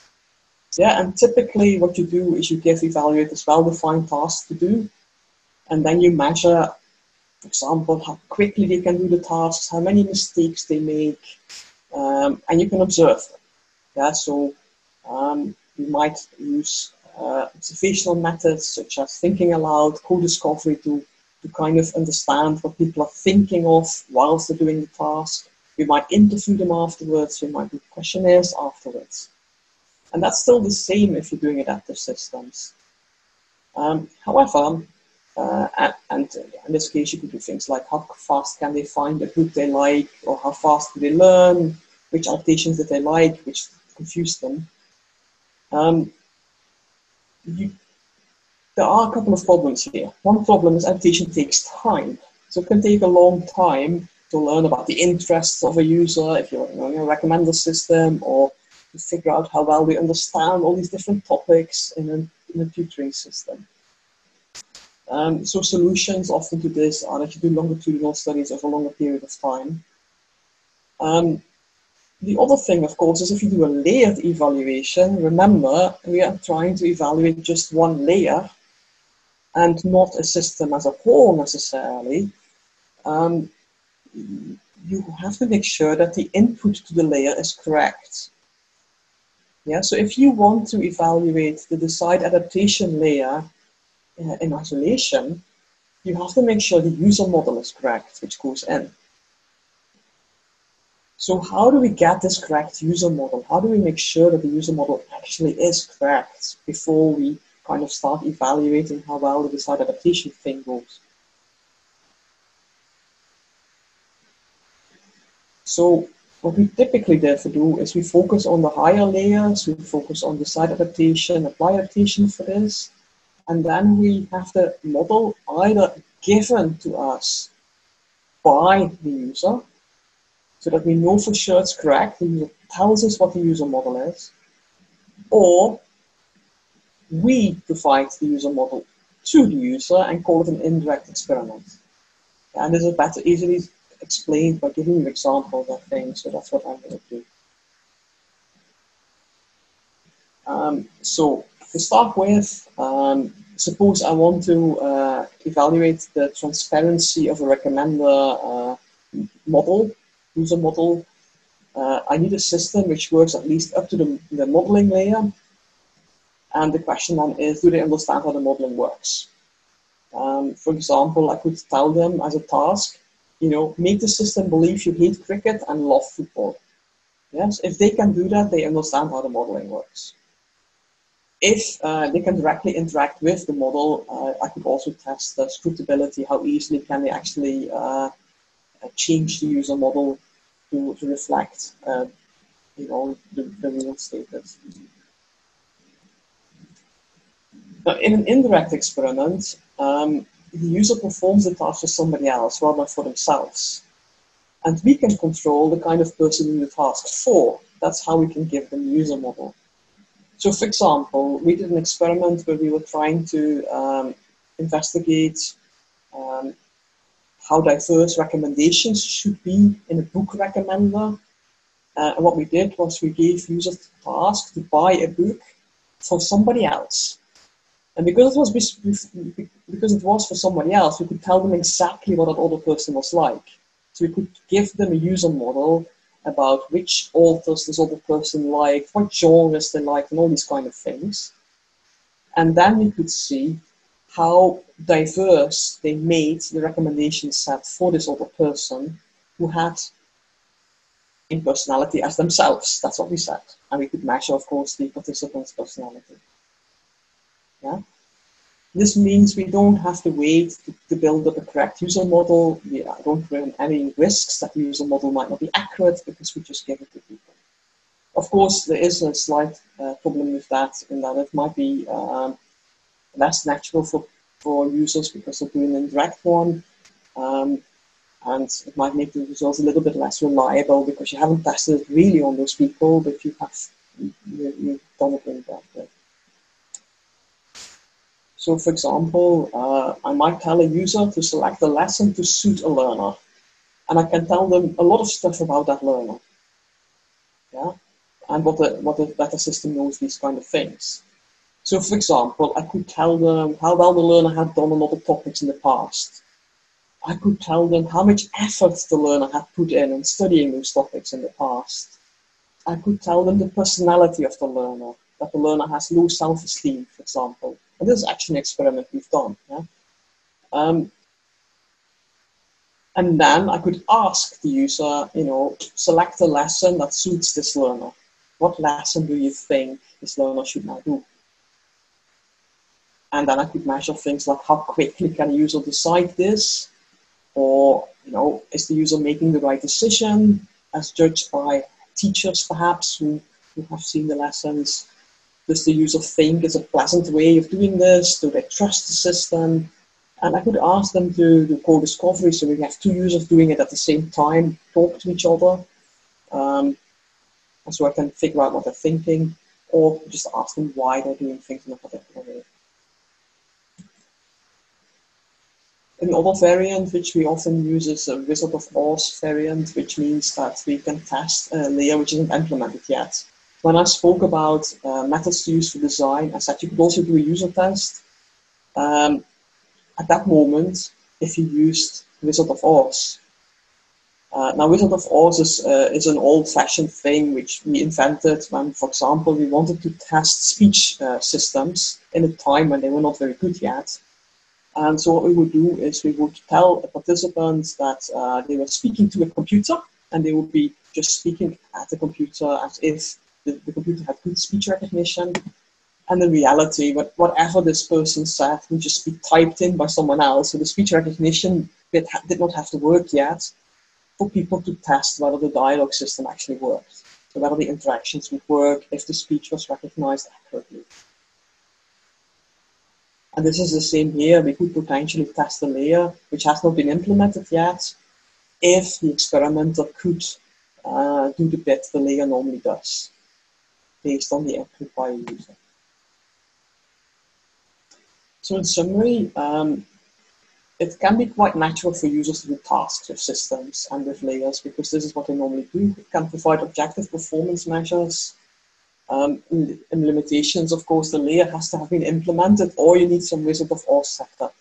And it requires a task the user understands. So it's easier for the system as a whole and maybe difficult for lower layers where you have tasks users just don't understand.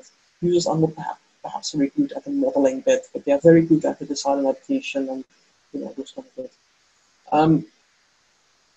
Input has to be easy to do, and that might mean that sometimes you have to build specific user interfaces to be able to put the input of the lower layers into the system. And so, for example, when we were doing an experiment on testing explanations in a recommender system, we would build a specific thing which allowed people to tell us which directors they like, which genres of movies they like, all these kind of things. So we had a correct user model and then could just test the adaptation of the explanations themselves. Now, regarding the observational methods I mentioned, such as thinking aloud, co-discovery, or just looking how people are struggling while they're doing the tasks, we've all been taught that if you do this in normal human-computer interaction studies, not to help the user, let them struggle. You're supposed to see the causes and difficulties.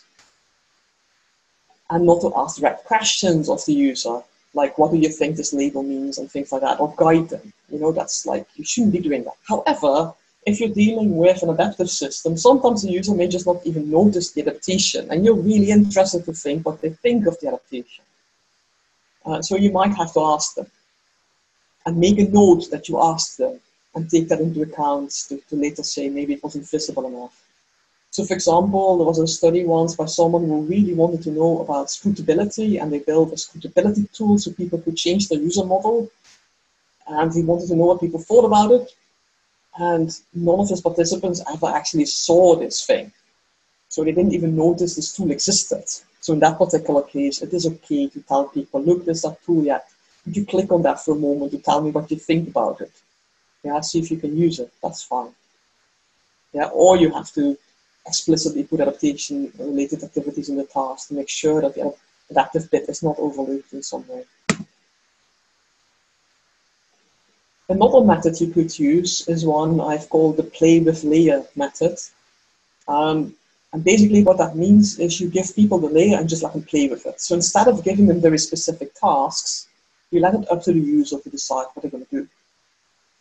And then you could potentially judge the user's behavior against criteria or do questionnaires and interviews to get their opinions afterwards. This can be done for any layer. And you might get you some objective measures, how often certain events occur, such as adaptations and things like that as well. So for example, I might get users to just look at the screen of the system, and the system might be using an eye tracker, and I want to see how quickly the system can pick up what I'm looking at. Yeah, so when I'm looking at one side of the screen, will it immediately know, and if I move my eyes, will it kind of figure out I'm looking at something else? Now, I might need an extra GUI element for that. I might need something which shows on the screen what the user's looking at, or just to show the output, because then the user can later comment also on, how accurate it is, and look at it kind of didn't figure out that I'm looking at that bit. Yeah. I could also test the interpret data layer by afterwards telling users how interested the system thinks they're in each movie. So suppose there are movies on that screen and they're looking at different movies, and then maybe I might say, okay, the system now thinks you're really interested in that movie. And the user might go like, no way, I was just looking at it because, it had this picture on it, which I found really interesting, but I'm not interested in the movie itself. Or, so you could do those kind of things. So actually figure out how good the layer is and have discussions with users afterwards and that type of thing.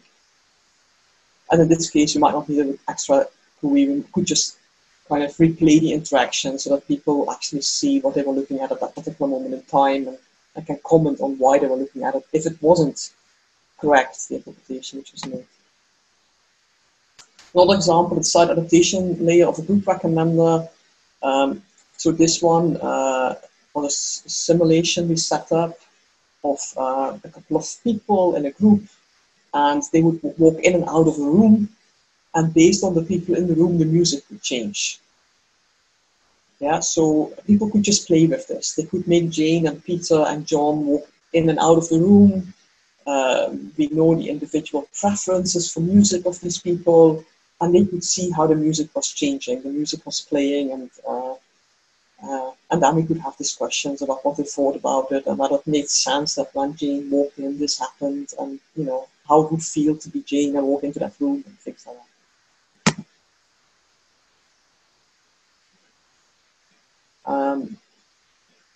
And this one I already kind of mentioned to some extent, but for the explanations, you could potentially have people just set up their own user model and then see what kind of explanations they get for recommendations. And then get them to rate those explanations. So that's another thing I could potentially do. I mean, we did it in a controlled experiment with user tasks, but you could also do it as a play with layer kind of thing, as is described here.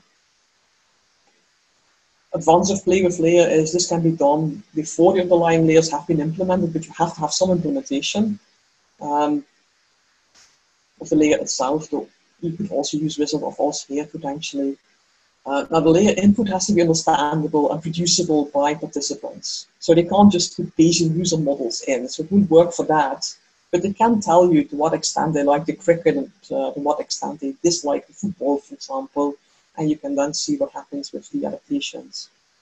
And you might need to put a bit of effort into the graphical user interface and produce some extra bits. Simulated users, quite often in adaptive systems you have very many different types of users. That's the whole point of having adaptation after all. And it might be very expensive or difficult to get lots and lots of different kinds of users. So sometimes what we do is we build models of users. We can do the actions of the user to see how our system will react to all these differences. And then we test the layer on the simulated users. And this can be done particularly for the lower layers.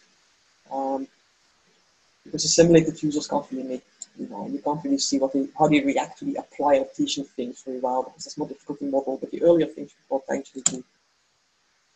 So for example, for my PhD long time ago, I implemented all kinds of models of how people learn, which could predict whether people would get, to what what the chance would be that a learner got a certain item correct or wrong.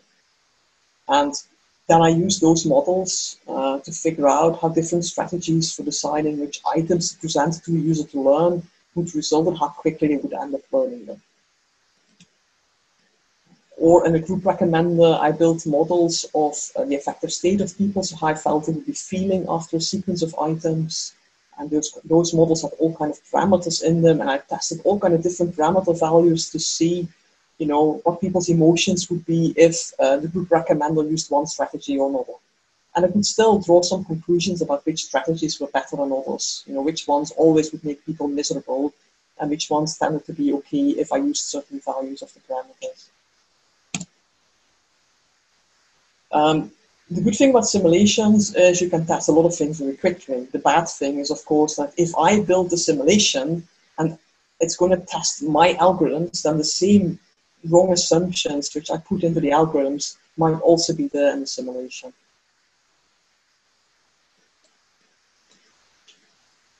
And of course, also, I'm modeling static user behavior, and the system is going to change, so that's sometimes also not that easy to do.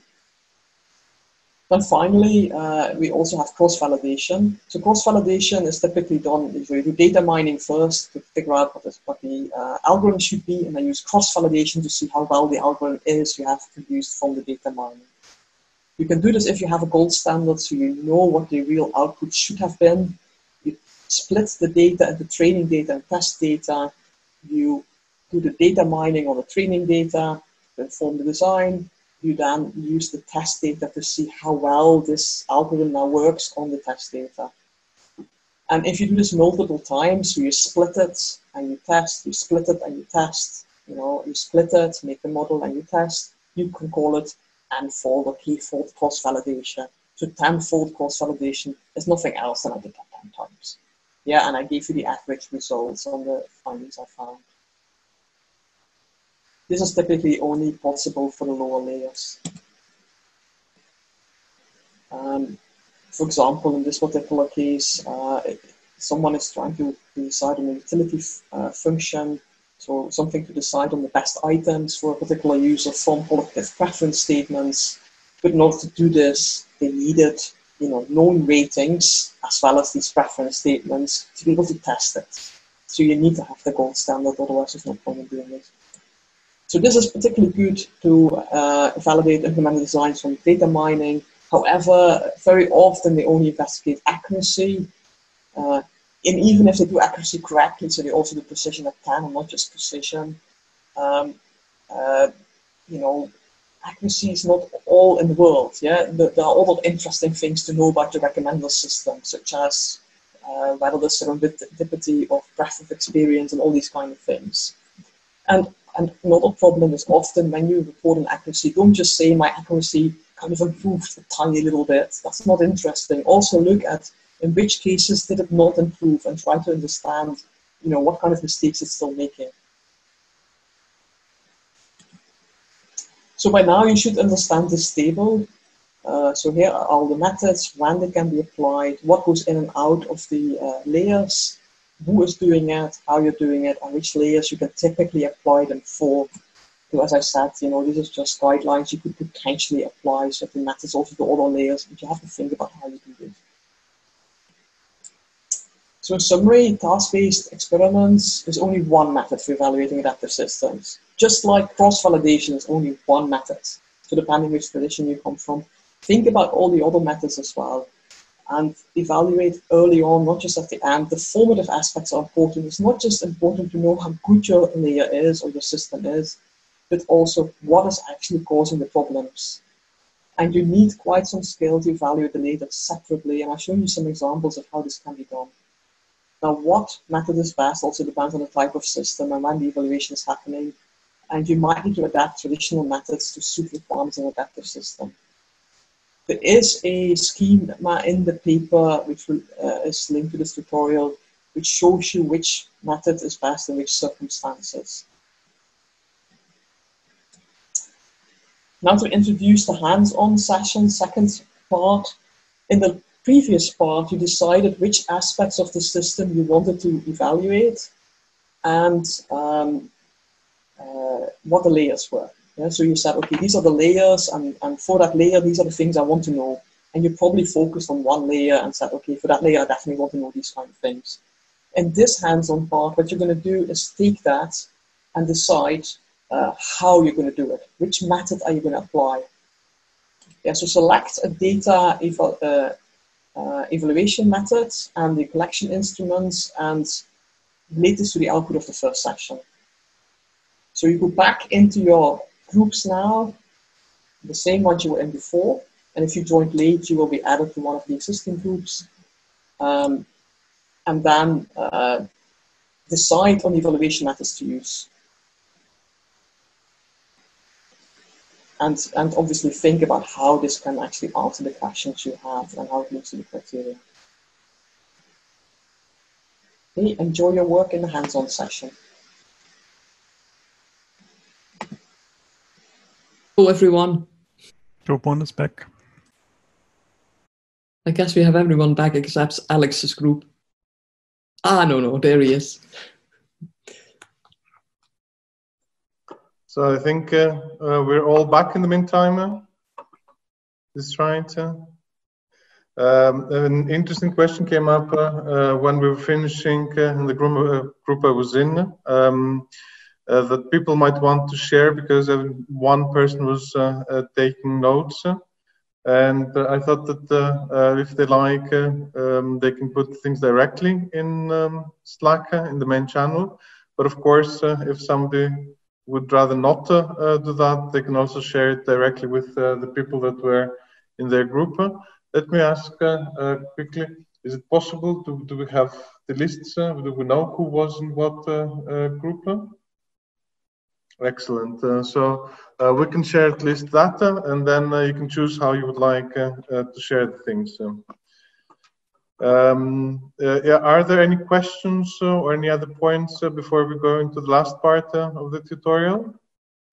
Alex, yeah. Maybe as Vanna is here, maybe I think it's helpful because the length of discussion we had about breadth of experience, maybe it's helpful just very quickly to summarize what it was. What the breadth of experience? Yeah. Sure. This is the same topic that Stephan addressed before. Adaptive systems or personalization systems can sometimes very successfully create a bubble around you, so that you only experience a specific slice of the world that the system has realized that you like. And this can be, in the case, for example, of Musify, you can listen to music that you really like, but there may be even more types of music that you would love, but you are never exposed to. The same is true in Centaur. Maybe you use, I don't know, a particular shampoo because you have used it for the past 20 years and you're happy, but the even better one you never know exists because nobody has told you about it. And this limitations, these bubbles, it has become obvious in recent decades that they are actually bad for the user. They create an unrealistic piece of the world to show to them, and that the concept of making it a broader part of the world that the user experiences is very important. Serendipity, like letting the user experience new things by chance, is very important, and it is not just accuracy or the stricter metrics that should be applied. In the case of recommender systems, I apologize in advance to all the people from the recommender systems domain for whom this description was a bit too simplistic, but I hope it was okay for getting a feeling of what is meant. Okay, so if it is okay, I will just take you into the last part of the presentation and do that from here. Here we are. I will finish off with a few points about, oops, I think this is, place. Give me a second to find the right place. Here we are. We talked about layered evaluation, at least in the first part, and the methods that we discussed, that Judith discussed in the second part, were also linked to layer evaluation. So we would like to say a few words specifically about layered evaluation. The first one is that it is not prescriptive. It doesn't tell you exactly what you have to do. It gives you a way of thinking about the evaluation, a way of considering what are the main challenges that one might have, and the possible way to address them. And the main message there is the adaptive functionality of the system is not a monolith. It is based on layer upon layer of things that happen behind the scenes, and evaluation needs to take that into consideration. Another thing to consider is that layered evaluation needs to be adjusted for particular systems. In several systems, it is not possible to evaluate layers in isolation, and this is perfectly fine. For each type of system, we need to consider what makes sense and do that. So it is not about really separating every single layer, definitely not about applying every single criterion, but it is more a way of organizing your thoughts about evaluation. Something which is becoming more pertinent in recent years is that meta-adaptivity is not covered by layered evaluation. Meta-adaptivity refers to the capability of a system to adapt the way in which it adapts. So this is definitely something that we do not explicitly cover. This is a very complicated subject, and this definitely needs to be considered separately. And as you may have already realized, if you're seeing layered evaluation for the first time today, this framework and everything we presented is not a small thing. So if one tries to really evaluate for all topics, all layers, and all stages, then the evaluation is going to definitely be more challenging than developing the adaptive system itself in the first place. So it pays off to consider what are really the important things and concentrate of those rather than blindly try to apply everything everywhere. We also want to mention that there are alternative approaches, and that layered evaluation is not the only possibility one has.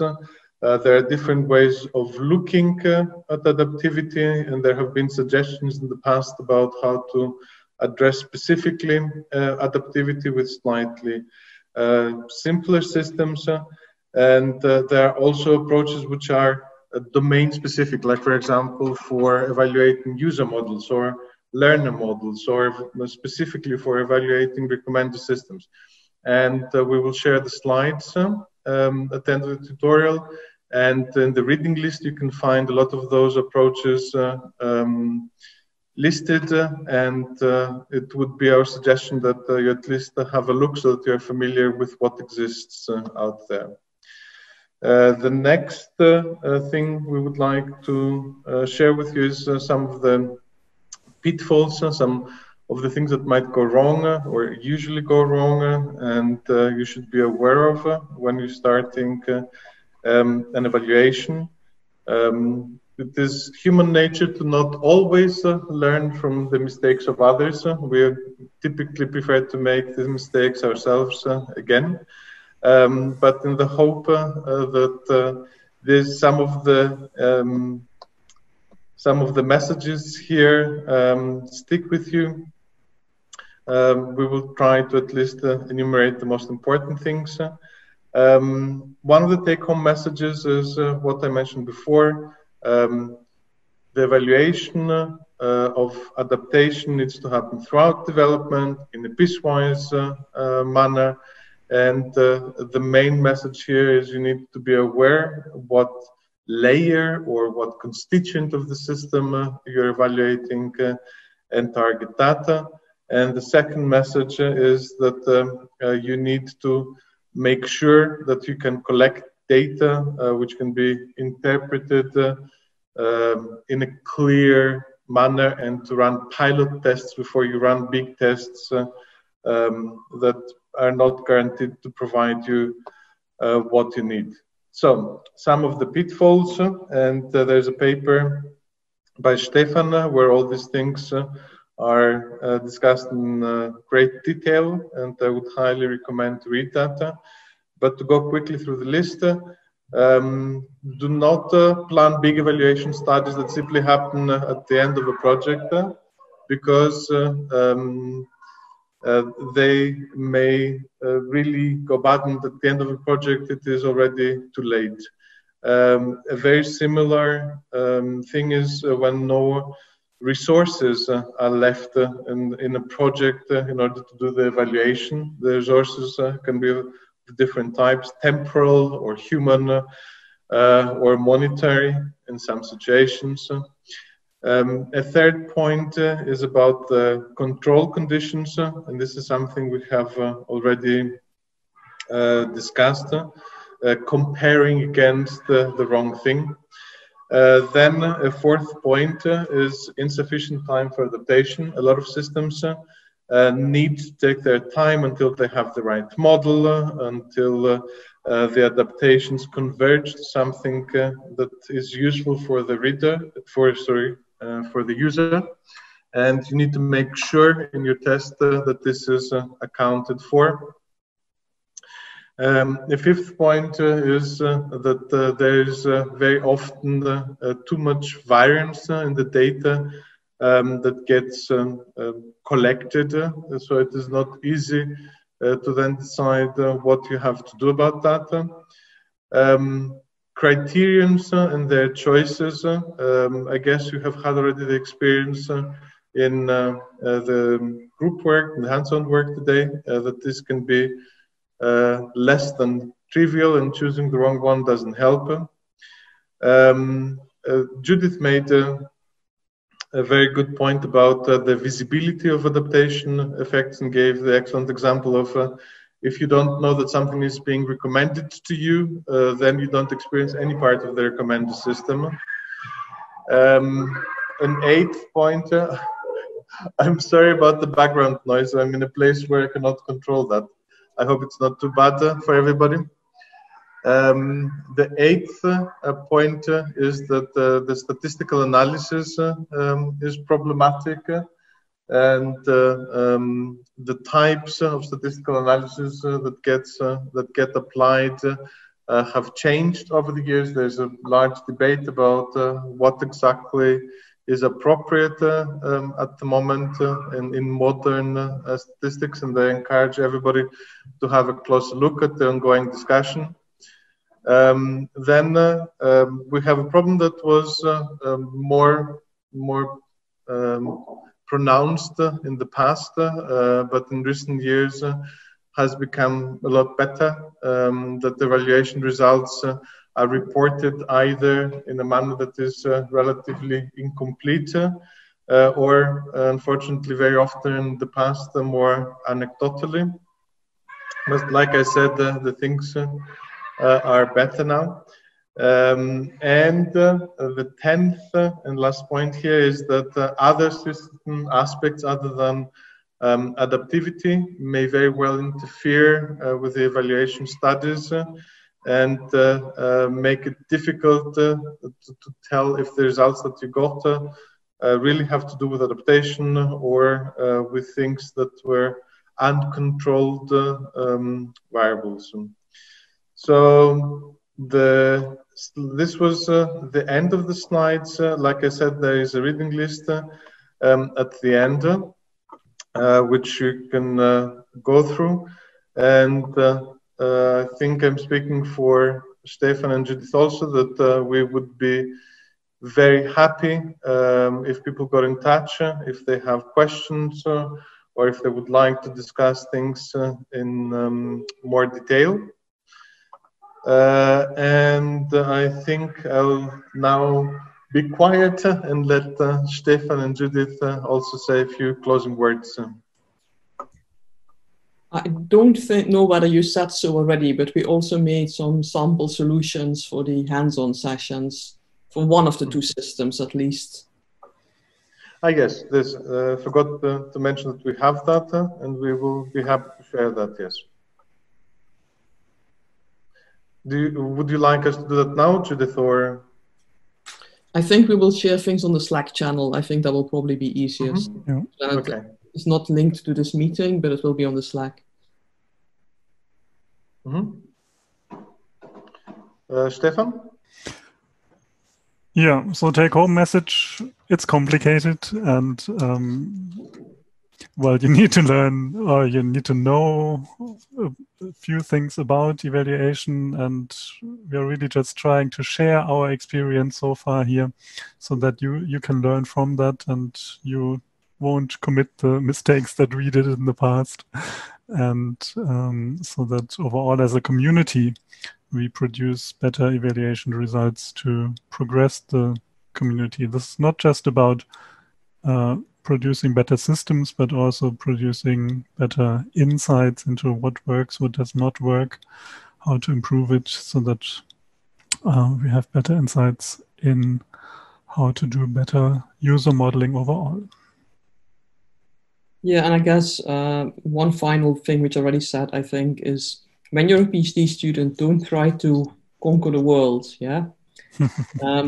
There is so many things you could possibly evaluate on a system, and also so many things you could investigate on a system. Don't try to build complete systems with bells and whistles, which you can't then evaluate. You know, it's fine to evaluate a part of a system and to focus your research on part of something. And it's absolutely fine to write papers which say, you know, there's also these other bits which need to be done, but they are someone else's PhD. Because a lot of the PhD students, when you see them in doctoral consortia, and there's another doctoral consortia session tomorrow night, Europe time, you know, quite often people are trying to do too many things. And doing something small good is preferable to doing a lot of things badly, in my view. Yeah, same here. Are there maybe any questions or any comments from the people? Anything you would like to share or ask? The chat has also not doesn't have anything in it. Okay, so to prevent awkward silences with nothing happening in them, I think we can thank everyone for being present. We hope it has been useful and you have heard interesting things. Please keep an eye on the Slack channel, and like I said before, I'd like to repeat, we would be happy if anybody wants to get in touch and get additional information, or so simply say hi after the tutorial. Have a nice evening, afternoon, morning, and hope to see you all soon in this or in the next event. Bye, everybody. Bye-bye. Thank you very much. Bye-bye. Thank you very much. Bye. Great tutorial. Bye-bye. All the best. Bye. Thank you.